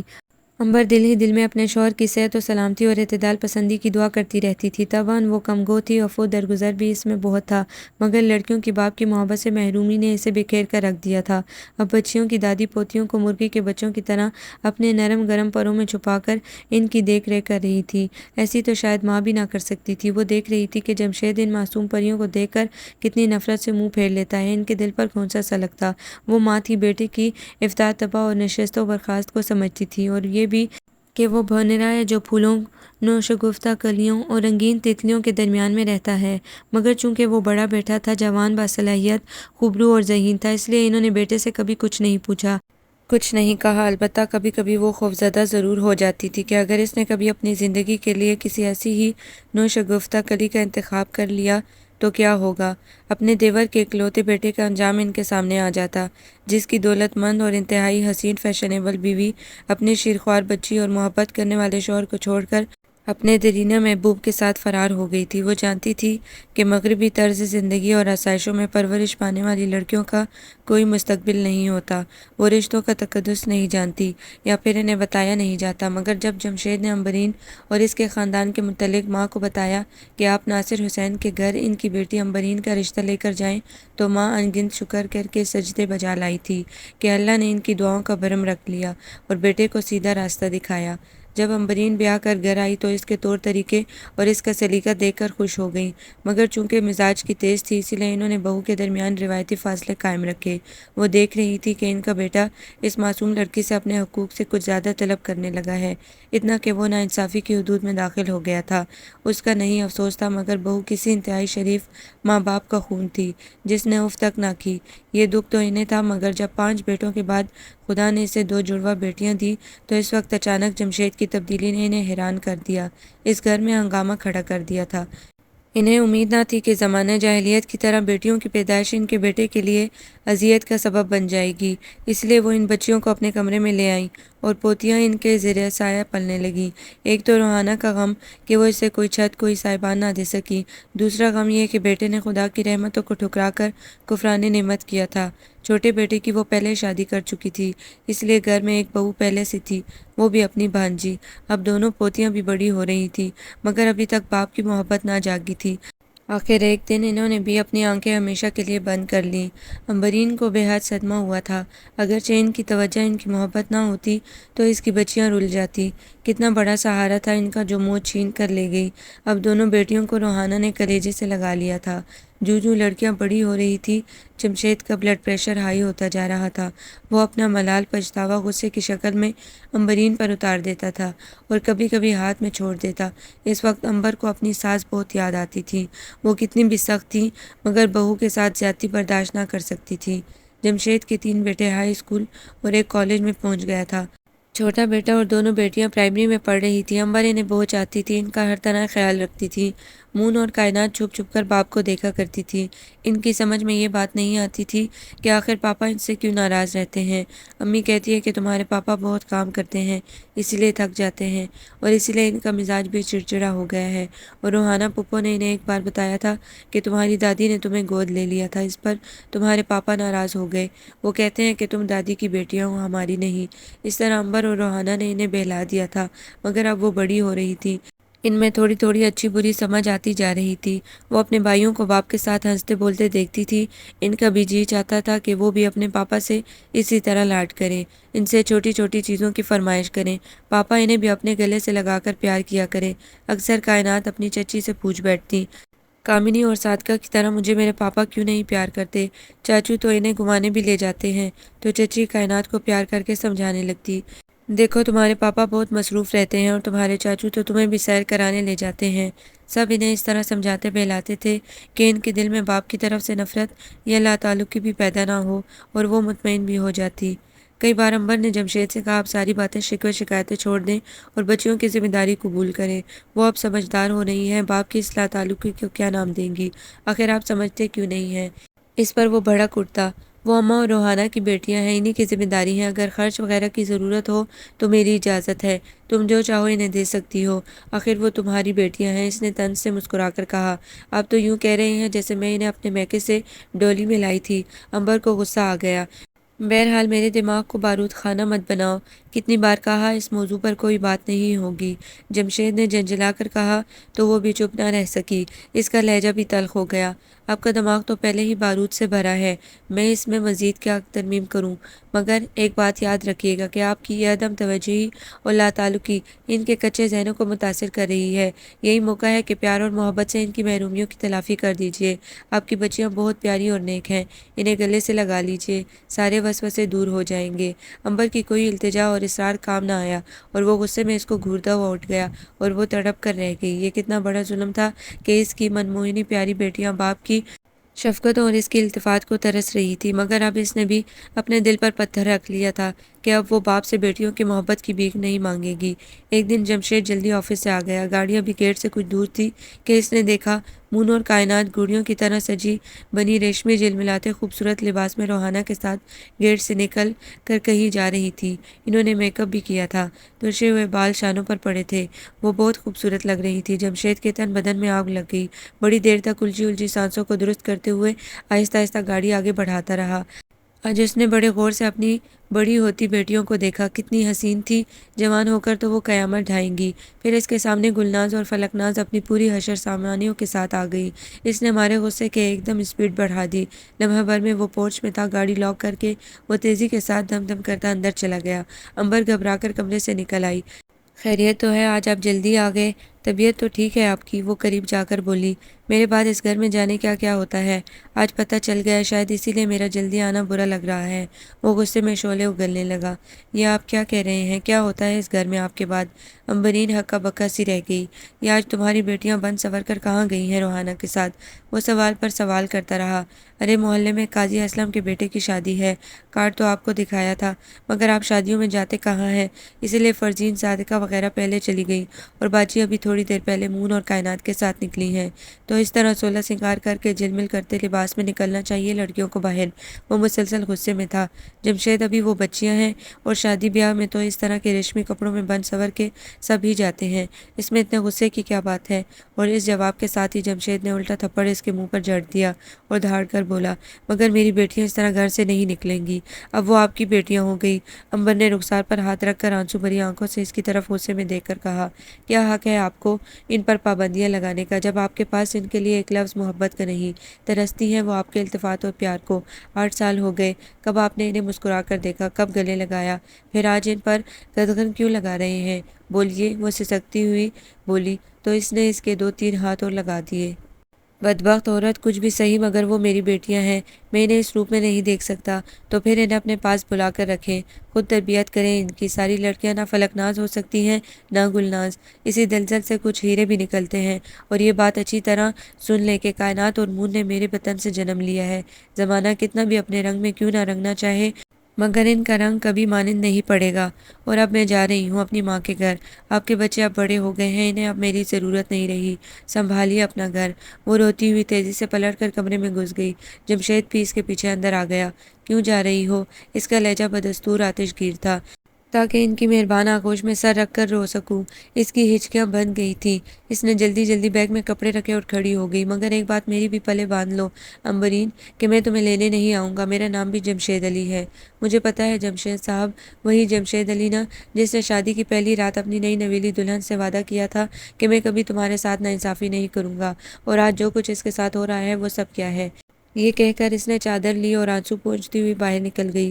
جمشید ہونٹ بھینجے بے یقینی سے اس کو جاتا دیکھتا رہا۔ دل نے کہا بڑھ کر اسے روک لے، مگر اس کی ہمت جیسے سلب ہو گئی تھی۔ 15 سالہ زندگی میں کبھی ایسا موقع نہیں آیا تھا کہ وہ اس طرح شوہر کے بغیر یا لڑ جھگڑ کر میکے گئی ہو۔ وہ ایک جھٹکے سے کرسی پر جیسے ڈھہ سا گیا۔ اسے دھچکا پہنچا تھا، اس پر ہاتھ اٹھانے کا ملال بھی تھا، مگر جب اسے غصہ آتا تھا تو اسے اپنے اوپر بالکل قابو نہ رہتا تھا۔ اب جو کچھ وہ کر گزرا تھا، اس کا لمحہ لمحہ اس سے حساب مانگ رہا تھا۔ اس کا یہ احساس کہ اس کی معصوم بیٹیاں کہیں فلکناز اور گلناز کا روپ نہ دھار لیں، اسے وحشت زدہ کر دیتا تھا۔ اگر روحانہ اور اس کی دیورانی شادی میں نہ چلی گئی ہوتی تو شاید بات اتنی نہ بڑھ پاتی، اور امبرین کو اپنی نجات اور سکون کے لیے اپنی ماں کی آغوش میں رونے کی خواہش سر نہ اٹھانے لگتی۔ آج وہ اپنی محبت کرنے والی شوہر پرست ماں اور اپنے مہربان تایا سے پوچھنا چاہتی تھی کہ بیٹی کو رخصت کرتے وقت یہ نصیحت کیوں کی جاتی ہے کہ شوہر کے گھر سے تمہارا جنازہ نکلے، کبھی روٹھ کر میکے نہ آنا؟ کیوں وہ بیٹی کیا انسان نہیں ہوتی؟ اس کے سینے میں گوشت پوست اور جذبوں سے دھڑکتا دل نہیں ہوتا؟ اس کی اپنی کوئی خواہش نہیں ہوتی؟ اگر تحکم پسند شوہر اس کی انا اور عزت نفس پامال کر رہا ہو، اس گھر میں عورت کے ساتھ ناانصافی اور ظلم ہو رہا ہو، تو پھر اسے کیا کرنا چاہیے؟ اس وقت وہ سخت طیش میں تھی، اس کا ہر معتن رو رہا تھا، اسے اپنی سوچوں پر کوئی اختیار نہیں رہا تھا۔ عائشہ بیگم نے اسے اس طرح سوجی سوجی آنکھوں، گیلی پلکوں سے اس کو نہ وقت اور تنہا آتے دیکھا تو ہول گئی۔ اس کا چہرہ کھلی ہوئی کتاب کی مانند تھا، جس کا ہر لفظ پڑھا جا سکتا تھا، اور ماں تو اپنی اولاد کی بند ہونٹوں کی بات بھی جان لیتی ہے۔ انہوں نے بے اختیار اپنی دونوں باہیں پھیلا دیں اور وہ دوڑتی ہوئی ان کے سینے سے لگ کر سسک پڑی۔ وہ سمجھ گئی تھی کہ آج میری بیٹی کا ضبط انتہا کو پہنچ گیا ہے۔ انہوں نے اس کے آنسو پونچھے پیشانی چومی، پھر گھر میں ہر فرد نے آ کر اسے گلے سے لگایا، پیار کیا۔ ارے ہماری بیٹی آئی ہے! تایا جان جانے کدھر سے نکل آئے اور اسے سینے سے لگا لیا، پھر اس کی پشت پیار سے تھپ تھپا کر بولے، وہ نالائق آج کیوں نہیں آیا؟ اس لیے تایا جان کہ اس نے اپنے چہرے سے سارے ماسک اتار پھینکے ہیں۔ اب وہ کس منہ سے آپ کے سامنے آتا؟ اس کا چہرہ دکھانے کے قابل ہی نہیں تھا، اس کا گلا رن سا گیا۔ بڑی ناراض معلوم ہوتی ہے میری بیٹی۔ ارے عائشہ کیا بات ہے؟ انہوں نے چھوٹی باوج کو مخاطب کیا۔ بھائی صاحب ابھی تو وہ آتش فشاں کے دہانے سے لوٹی تھی، ذرا ٹھنڈا ہو جانے دے تو پوچھوں گی۔ وہ مسکرا دیں۔ تایا جان نے اس کا ہاتھ پکڑا اور ٹیرس میں آ کر بیٹھ گئے۔ وہ اس طرح افسردہ تھی، مجھے تو یہ امید تھی بیٹا کہ تم آگ میں پھول کھلا دو گی، مگر تم خود اس تمازت سے گھبرا کر میدان چھوڑ آئیں۔ تایا جان میں نے بہت کوشش کی، مگر جب یہ آگ میرے دامن تک آ گئی تو آپ کے پاس آئی ہوں، یہ پوچھنے کہ اب مجھے کیا کرنا چاہیے، اس آگ میں جل کر مر جاؤں یا اپنی عزت نفس کی لاش کندھے پر اٹھائے ذلت و خواری کی زندگی جیوں؟ نہیں بیٹی، ایسا نہیں سوچتے۔ ازدواجی زندگی میں کبھی کبھی ایسے موڑ آ جاتے ہیں جہاں محسوس ہوتا ہے کہ شاید یہ سفر ختم ہو گیا، آگے اب کوئی پڑاؤ نہیں آئے گا، لیکن ایسا ہوتا نہیں ہے۔ راستے ہموار کرنے کے لیے کسی ایک کو تیشہ ہاتھ میں اٹھانا پڑتا ہے، اور ہماری مشرقی تہذیب عورت ہی سے یہ توقع رکھتی ہے کہ وہ سمجھوتے کی چادر اوڑھ کر فریق مخالف کے سارے گناہ اس میں چھپا لے۔ رفیق سفر کا تصور اصل میں یہی ہوتا ہے۔ اور میری بیٹی تو ہمیشہ سے بہت سمجھدار ہے، انہوں نے پیار سے کہا۔ بیٹی، اپنا بھرا ہوا گھر، شوہر اور بچوں کو یوں چھوڑ کر آ جانا قطعی غیر مناسب بات ہے، اس طرح بچوں کے ذہنوں پر برا اثر پڑتا ہے۔ کیوں تایا جان، کیا یہ سب کچھ سوچنا صرف میرا کام ہے؟ آخر جمشید کیوں نہیں سوچتے؟ بڑا معصوم سا سوال تھا۔ وہ ہنس پڑے۔ وہ مرد ہے، شوہر ہے، اس کی فطرت میں ہٹ دھرمی اور انا ہے، وہ ٹوٹ تو سکتا ہے، جھک نہیں سکتا۔ مرد تو آپ بھی ہیں تایا جان، میرے بابا بھی ہیں، میرے بھائی بھی ہیں، ان میں تو ایسی کوئی ڈکٹیٹرشپ نہیں۔ آپ لوگ تو عفو و درگزر کی مثال اور محبت میں بچ جانے والے ہیں، جبکہ تائی جان سخت غصے والی تیز مزاج تھیں، ذرا ذرا سی بات میں الجھ جاتی تھیں۔ انہوں نے کبھی آپ کی بات نہ مانی، مگر اس کے باوجود آپ نے کوئی تادیبی رویہ اختیار نہیں کیا، ہمیشہ مسکرا کر خاموش ہو جاتے تھے۔ ہاں بیٹی، تم نے صحیح کہا۔ گھر اور بچوں کے حوالے سے کتنے منصب ہیں جنہیں وہ خوش اسلوبی سے چلاتی ہیں، مگر انہوں نے کبھی نہیں جتایا، کبھی نہیں اکتائیں۔ پھر اگر وہ مجھ سے منہ زوری کر لیتی ہیں تو وہ معافی بھی مانگ لیتی ہیں، میری دلداری میں بجھ بجھ جاتی ہیں اور میں سب کچھ بھول کر انہیں گلے لگا لیتا ہوں۔ اگر عورت مرد کی زبان سے نکلے ہوئے دو بولوں سے زندگی ہار جاتی ہے تو مرد کا دل بھی کوئی لوہے پتھر کا نہیں ہوتا۔ مگر ابھی میں نے کہا نا کہ بعض لوگوں میں ہٹ درمی اور انا کی حکمرانی زیادہ ہوتی ہے۔ وہ ٹوٹ تو سکتے ہیں مگر جھک نہیں سکتے، اور جمشید بھی کچھ ایسے ہی احساسات و جذبات کا مالک ہے۔ اس کے باوجود وہ تم سے محبت کرتا ہے، تمہیں کھونا نہیں چاہتا۔ وہ مسکرائے اور کھڑے ہو گئے۔ امبر نے ان کی طرف حیرانی سے دیکھا اور کھڑے ہو کر پوچھا، یہ آپ کیسے جانتے ہیں؟ بس یہ میرا گزرتے ہوئے ان گنت ماہ و سال کا تجربہ ہے۔ وہ اسی اطمینان سے چلے گئے اور وہ دیکھتی رہ گئی۔ رات کھانا کھانے کے بعد عائشہ بیگم نے اسے گلے سے لگا کر پیار سے کہا، بس اب تیار ہو جاؤ، میں تمہیں چھوڑ آؤں گی۔ اللہ رکھے اپنا گھر، اپنا شوہر، اپنے بچے ہوتے ہوئے بیوی بلا کسی جواز کے دوسرے گھر رات گزارے، یہ کسی طرح مناسب نہیں۔ امبرین نے غور سے اپنی ماں کو دیکھا۔ یہ دوسرا گھر کون ہے امی؟ بیٹی، شادی کے بعد ماں باپ کا گھر دوسرا گھر ہو جاتا ہے لڑکی کے لیے، اصل گھر اس کے شوہر کا گھر ہوتا ہے۔ واہ، یہ عجیب فلسفہ ہے آپ لوگوں کا۔ جنم دینے والی وہ ماں جو دنیا بھر کا دکھ سہ کر اور اپنا خون جگر پلا کر بیٹی کو جوان کرے، شادی کے بعد اس کے تمام حقوق کالعدم ہو جاتے ہیں، اور جسے کبھی دیکھا نہ بالا نہ چاہا نہ سمجھا، اتنا پاورفل اور معتبر ہو جاتا ہے کہ اس کی اجازت اور خوشی کے بغیر سانس بھی نہیں لے سکتے، کوئی قدم نہیں اٹھا سکتی، اگر اٹھائے تو معتوب و مصلوب کر دی جائے۔ ایسا کیوں ہے امی؟ اس سے قبل میں کبھی اس طرح آئی؟ مجھ پر کیسے کٹھن مراحل گزرے، مگر میں نے ضبط کا دامن ہاتھ سے نہ چھوڑا۔ جواز تو تھا تبھی تو آپ کی عدالت میں انصاف مانگنے آئی ہوں۔ میری معصوم بچیوں کو مجھ سے جدا کر دیا، پھر بھی کچھ نہ کہہ سکی۔ میری خدمت، محبت، میرے اصرار اور میری وفاؤں کا یہ صلہ دیا کہ بے قصور مجھے گونسوں اور لاتوں سے رونڈ ڈالا، میرا چہرہ تھپڑوں سے لہو لہو کر دیا۔ امی، کیا عورت دو بول نکاح، ایک چھت اور دو روٹیوں کے عوض مرد کی ایسی ملکیت بن جاتی ہے کہ وہ اپنی حاکمانہ ذہنیت سے جس طرح چاہے اس کے ساتھ سلوک کرے؟ کوئی داد ہے نہ فریاد۔ کیا عورت کی کوئی عزت نفس، انا اور خودداری نہیں ہوتی؟ اس کا کوئی استحقاق نہیں کہ وہ اپنی بقا کی جنگ خود لڑ سکے؟ اور کیا ہمارے اللہ کا بھی یہی حکم ہے؟ امبر ہچکیوں سے رو رہی تھی اور عائشہ بیگم دکھی دکھی نظروں سے اس کو دیکھ کر سمجھانے کی کوشش کر رہی تھی۔ نہیں میری جان، اللہ پاک نے تو اپنے کلام مجید میں جگہ جگہ عورت کے لیے مرد کو مساویانہ سلوک پر زور دیا ہے، مگر بیٹا بہت کم اس پر عمل درآمد ہوتا ہے۔ میں جانتی ہوں کہ یہ محض جمشید کا ذہنی انتشار ہے، جو وقت کے ساتھ ساتھ اگر ختم نہیں تو کم ضرور ہو جائے گا۔ اس وقت اگر تم نے اسے نظر انداز کر دیا تو وہ ایک مینٹل کیس بن کر رہ جائے گا۔ وہ اپنے ماضی سے خوفزدہ ہے، اسے تمہاری محبت اور پناہ کی ضرورت ہے۔ رہ گئی عورت کی انا اور خودداری اور اس کی عزت نفس، تو میری بیٹی اپنے گھر، اپنی جنت اور اولاد کی بقا کی خاطر عورت سب کچھ قربان کر دیتی ہے۔ امبرین، تم اپنے دل کو ٹٹولو کہ تم اپنی عزت نفس سینے سے لگائے گھر اور بچوں سے دور کتنے دن جی سکو گی؟ ارے امبر بیٹی، وہ جو ہماری نانیوں دادیوں کی کہاوتیں ہیں کہ میاں بیوی کی لڑائی دودھ کے اوپر کی بلائی ہوتی ہے، وہ جو بلائی اتارنے کے بعد بھی دودھ دودھ ہی رہتا ہے، اس میں کوئی فرق نہیں آتا، تو وہ غلط نہیں، صدیوں اور نسلوں کے تجربے کا نچوڑ ہے۔ مجھے یقین ہے کہ آنے والا کل تمہاری زندگی میں خوشیوں کی نوید لے کر آئے گا۔ آؤ چلو اٹھو، آنسو پونچھ لو۔ شاباش۔ انہوں نے خود چادر اوڑھی اور اس کے سر پہ ڈالی، اس کی پیشانی چومی۔ وہ گم سم سی انہیں دیکھتی رہی، پھر تایا جان نے آگے بڑھ کر اس کے سر پر ہاتھ رکھ کر اسے سدا شاد آباد رہنے کی دعا دی اور باہر تک پہنچانے آئے۔ بھائی گاڑی کا پٹ کھولے منتظر تھا۔ امبرین سے ایک لفظ بھی نہ بولا گیا اور تھکے تھکے قدموں سے جا کر اندر بیٹھ گئی۔ یہ چاہتوں کی کڑی مسافت جلے ہیں، تنہا شکست خوردہ، کوئی تو میرا درد جانے، کوئی تو اس سے حساب مانگے۔ دروازہ کھلا ہوا تھا، گیٹ کا بلب روشن تھا اور اندر سے بچوں کی بولنے کی آوازیں آ رہی تھی۔ شاید ابھی تک دیورانی اور نند بچوں کے ساتھ شادی سے واپس نہیں آئی تھی۔ گاڑی کی آواز سن کر چھوٹے دونوں بچے دوڑتے ہوئے آئے، وہ دونوں اندر آ گئی تھی۔ بچے بھاگ کر ماں سے لپٹ گئے۔ امی، آپ کہاں چلی گئی تھی؟ ارے نانو جان بھی آئی ہیں۔ اب ان کی نگاہ عائشہ بیگم پر پڑی تو وہ ان کی طرف لپکے، انہوں نے گلے سے لگا لیا۔ اتنے میں جمشید اندر سے نکل آیا۔ آداب امی، آئیے۔ اس نے بڑی خوشدلی اور محبت سے ان کا ہاتھ پکڑا اور انہیں ٹی وی لاؤنج میں لے آیا۔ عائشہ بیگم نے مسکرا کر بیٹی کی طرف دیکھا تو اس نے نظریں چرا لیں۔ جمشید کے چہرے، انداز اور باتوں سے کہیں بھی نہیں یہ معلوم ہو رہا تھا کہ میاں بیوی میں کوئی معرکہ ہوا ہے۔ ماں کے دل کو سکون سا محسوس ہوا۔ پھر بڑے بچے بھی آ گئے۔ نانی نے انہیں پیار کیا۔ تم لوگوں نے کھانا کھایا؟ امبرین نے چادر اتارتے ہوئے بچوں سے پوچھا۔ جی امی، ہم نے کھا لیا۔ کیا کھایا تھا؟ زبردست چیز کھائی ہے ہم نے، زردہ بریانی، شیرمال اور قورمہ۔ بڑے بیٹے نے مسکرا کر کہا۔ زردہ بریانی اور شیرمال قورمہ کہاں سے آیا تھا؟ وہ حیران ہو گئی۔ قاضی صاحب کے گھر سے، ان کے ہاں آج ولیمہ تھا، مگر کھانے پر تو پابندی ہے۔ جی امی، قاضی صاحب نے گھر میں پکوایا اور گھر ہی میں کھلا دیا۔ مہمان بہت تھوڑے آئے تھے، شاید اس لیے کہ صرف بوتل پینے کے لیے کون اتنا خرچ کر کے جائے۔ اس طرح تو 10 روپے کی ایک بوتل تو 250 کی پڑ جاتی ہیں، اور جہاں تعلقات قریبی ہوں تو وہاں اس سے زیادہ۔ بڑا بیٹا کچھ زیادہ ہی سمجھداری کی باتیں کر رہا تھا۔ امبر مسکرا دی۔ اور تمہارے پاپا نے کھایا؟ وہ نہ چاہتے ہوئے بھی پوچھ بیٹھی۔ جی امی، پاپا نے ہمارے ساتھ ہی کھایا، مگر بڑی مشکل سے کھایا۔ کہہ رہے تھے میں تمہاری امی کے ساتھ کھا لوں گا، مگر ہمارے اصرار پر بیٹھ گئے۔ ٹھیک ہے امی، آپ نے کھایا؟ وہ ماں سے لپٹ گیا۔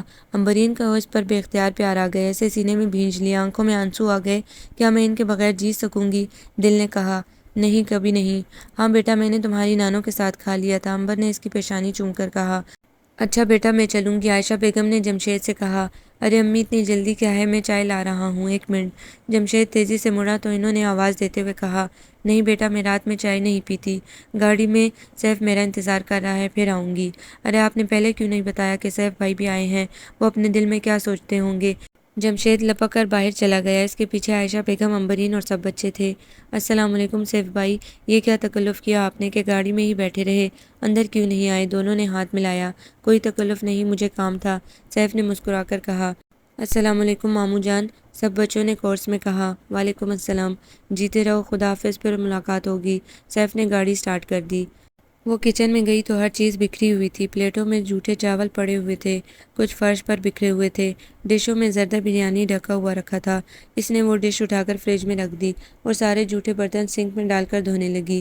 اسے گندے اور بے ترتیب کچن سے بڑی گھبراہٹ ہوتی تھی۔ کمروں میں تک کارپیٹ بچھا ہوا تھا، ایک بار چیزیں سمیٹ کر برش لگا دیا تو 2 دن کی چھٹی ہو جاتی تھی، مگر کچن میں تو کئی بار یہ عمل دہرایا جاتا تھا۔ صاف ستھرا کچن، دھلے ہوئے چم چم کرتے برتن، ہر چیز اپنی جگہ سجی ہوئی، اسے بہت اچھی لگتی تھی۔ واقعی عورت کا وجود اس کے گھر کے لیے کتنا اہم ہوتا ہے، اور ایک خانہ دار خاتون کے لیے یہ مصروفیتیں طمانینت اور خوشی کا باعث ہوتی ہیں۔ یہاں سے فارغ ہو کر وہ بچوں کے کمرے میں گئی۔ خدا کا شکر تھا کہ بچے اپنا کام خود کرنے کے عادی تھے۔ امبر نے انہیں بچپن سے یہ تربیت دی تھی کہ اپنے کھلونے، اپنے کپڑے، کتابیں اور جوتے موزے خود ان کی جگہ پر رکھو۔ پھر اس نے جمشید کے کمرے میں جھانکا، وہ کوئی کتاب پڑھ رہا تھا۔ امبر نے جا کر گیٹ لاک کیا، اضافی لائٹیں بند کی اور ڈرائنگ روم میں صوفے پر آ کر لیٹ گئی۔ بہرحال وہ شوہر سے ناراض تھی، گھر آ گئی تھی تو اس کے یہ معنی نہیں تھے کہ وہ اس کے قدموں میں آ کر بیٹھ جائے۔ وہ ہرگز اس سے بات نہیں کرے گی۔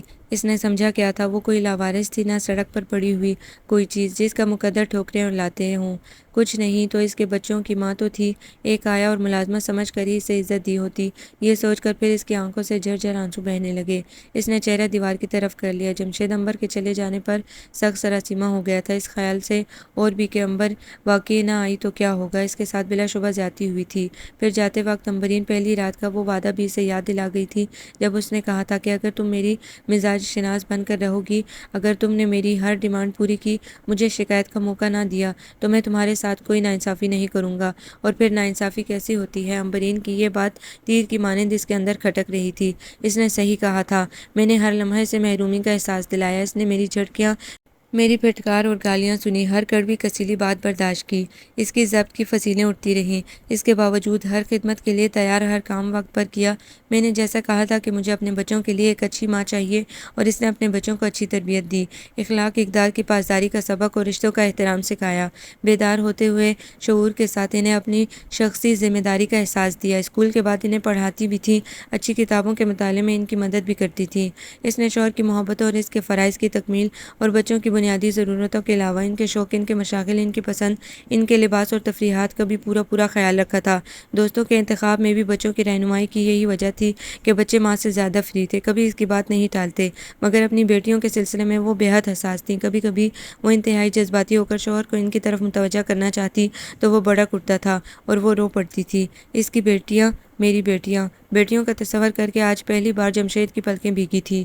کتنا بد نصیب تھا وہ کہ اس نے خدا کی بخشی ہوئی رحمتوں کو ٹھکرایا تھا، ظلم کا ایک اور پہاڑ توڑا تھا اس کی ممتا پر، ایک اور چرکا لگایا تھا اس کے حساس دل پر۔ کوئی شفاق اور بے رحم باپ بھی ایسا نہیں کرتا جمشید جو تم نے کیا ہے۔ وہ اپنا محاسبہ خود کر رہا تھا۔ رات بھیگتی جا رہی تھی، وقت دبے پاؤں گزرتا جا رہا تھا، مگر جمشید کے قدم نہیں اٹھ رہے تھے کہ وہ جا کر امبرین سے معافی مانگتا۔ اس کی ہمت سلب ہوتی جا رہی تھی، کئی بار اٹھا اور پھر بیٹھ گیا۔ ہر سو سناٹوں کا راج تھا، بچے بھی سو گئے تھے اور آسمان کے ستارے بھی پل کے چپکنے لگے تھے۔ پھر وہ ایک دم گھبرا کر کھڑا ہو گیا۔ اگر آج اس نے یہ موقع گنوا دیا تو پھر کبھی وہ اس سے نگاہ نہ ملا پائے گا اور وہ شجر ممنوع کی طرح ایک دوسرے سے ہمیشہ دور دور ہی رہیں گے۔ زندگی جہنم بن جائے گی۔ یہ سوچ کر وہ کمرے سے نکل گیا۔ ڈرائنگ روم کے صوفے پر وہ پڑی تھی، شاید سو گئی تھی۔ ایک ہاتھ اس کا نیچے لٹکا ہوا تھا۔ کمرے کے زیرو پاور بلب میں امبرین کے رخساروں پر آنسوؤں کے نشان صاف واضح نظر آ رہے تھے۔ جمشید کے سینے پر گھونسا سا لگا۔ اس نے قالین پر دو زانوں بیٹھ کر اس کا لٹکا ہوا ہاتھ اپنے دونوں ہاتھوں میں تھام لیا اور اس سے آہستہ آہستہ آوازیں دینے لگا۔ امبر، امبر پلیز اٹھو۔ اس نے آہستہ سے اپنا ہاتھ اس کی پیشانی پر رکھا تو امبرین نے پٹ سے آنکھیں کھول دی اور جمشید کو اتنے قریب دیکھ کر گھبرا کر اٹھ گئی۔ آپ؟ ہاں امبر، چلو اپنے کمرے میں۔ نہیں آپ جائیے، میں یہاں ہی ٹھیک ہوں۔ امبر نے سر جھکا لیا اور وہ اٹھ کر اس کے برابر بیٹھ گیا۔ امبرین، میں شرمندہ ہوں، مجھ سے زیادتی ہو گئی ہے، مجھے معاف کر دو، اٹھو پلیز۔ وہ اصرار کرنے لگا۔ نہیں آپ جا کر سو جائیے، مجھے پریشان نہ کیجیے، امبر نے اس سے ہاتھ چھڑاتے ہوئے کہا۔ مجھے تمہارے بغیر نیند نہیں آئے گی امبرین، کیسے چلا جاؤں، کیسے سو جاؤں؟ خالی خالی کمرے سے مجھے وحشت محسوس ہو رہی ہے۔ اگر تم نہیں چلو گی تو میں بھی اسی جگہ کارپٹ پر سو جاؤں گا تمہارے قریب۔ یہ کہہ کر اس نے امبر کی طرف دونوں ہاتھ جوڑ دیے۔ معاف کر دو امبر پلیز، اب ایسا نہیں ہوگا، کبھی نہیں، مجھے گنہگار نہ کرے، میں بہت بری ہوں، بہت بری۔ اس کی سسکیاں نکل گئیں۔ نہیں امبرین، تم تو بہت اچھی ہو، تمہاری خوبیوں کا مجھے اعتراف ہے، میں ہی خود غرض اور قدر ناشناس نکلا، اتنا کہ میں خود اپنی نظروں میں گر گیا ہوں۔ میری ہی سوچیں غلط تھیں، بس اپنے آنسو پہنچو ورنہ میں بھی چیخ چیخ کر رونے لگوں گا اور سب بچے اٹھ کر آ جائیں گے اور سوچیں گے کہ امی نے پاپا کو مارا ہے۔ اس کے الفاظ میں شوخی تھی، چہرے پر انتہائی سنجیدگی۔ امبرین خوفزدہ نظروں سے اس کو دیکھنے لگی۔ وہ ڈر گئی کہ واقعی کہیں ایسا نہ کر بیٹھے بہروپیہ جو ٹھہرا، اس لیے وہ اس کے ساتھ کھینچی چلی آئی۔ وہ صبح بڑی حسین اور بڑی خوشگوار تھی۔ شوہر کی پہلودار شخصیت سے وہ کسی حد تک مطمئن اور پرسکون ہو گئی تھی۔ کبھی شعلہ، کبھی شبنم، جمشید کی فطرت کا یہ اپنا ہی انداز تھا، مگر اب جمشید نے خود کو بہت سنبھال لیا تھا، شاید اس ڈر سے کہ کہیں قدرت اس کی ہٹ درمی اور ناانصافی کی سزا میں امبرین کو اس سے نہ چھین لے۔ وہ بتدریج بدلتا جا رہا تھا اور امبرین کے کانوں میں بار بار تایا اور ماں کی نصیحتوں کی بازگشت گونج رہی تھی کہ عورت کو یوں ہی تو ایثار وفا کی دیوی نہیں کہا گیا ہے، اس نے قربانیاں دی ہیں، گھر کے لیے، بچوں کے لیے، محبوب کے لیے، شوہر کے لیے، بھائی بہنوں کے لیے، ماں باپ کے لیے، آسمان گیر محبتوں اور وفاؤں کی مثالیں قائم کی ہیں اس نے۔ ہر دور میں وہ ستی ہوتی رہتی ہے، ہر دور نے اس سے عورت ہونے کا خراج مانگا ہے۔ پھر تم بھی تو اسی دور، اسی کرب نارسائی سے گزر رہی ہو، یہ کوئی نئی بات نہیں، ہر عورت یہی دکھ جھیلتی ہے، یہی سب کچھ کرتی ہے۔ اپنے دل کو ٹٹولو بیٹی کہ تم صرف اپنی انا اور عزت نفس کو سینے سے لگائے گھر اور بچوں سے دور کتنے دن جی سکو گی، کتنے دن جی سکو گی، کتنے دن جی سکو گی؟ چاروں طرف سے یہی آوازیں گونجنے لگیں تو گھبرا کر اس نے اپنے کانوں پر ہاتھ رکھ لیے اور چیخ پڑی، نہیں میں ایک لمحہ بھی نہیں جی سکتی ان سے جدا ہو کر۔ امی دعا کریں کہ وہ لمحہ، وہ دن آنے سے قبل ہی میں ہمیشہ کے لیے موت کی وادی میں اپنا منہ چھپا لوں۔ وہ بے تحاشا رو پڑی۔ کسی نے بڑی آہستگی سے اس کا سر اپنے شانے سے لگا لیا اور پیار سے تھپکتے ہوئے کہا، کیوں خواہ مخواہ اپنے کو ہلکان کر رہی ہو امبر؟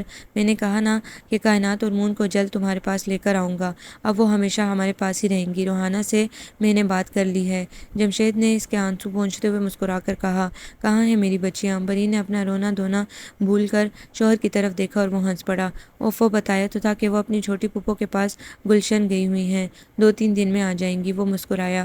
امبرین کا ٹینشن ابھی ختم نہیں ہوا تھا جبکہ جمشید نے اس کی دلدادی میں کوئی کسر اٹھا نہیں رکھی تھی۔ رفتہ رفتہ وہ نارمل ہوتی گئی۔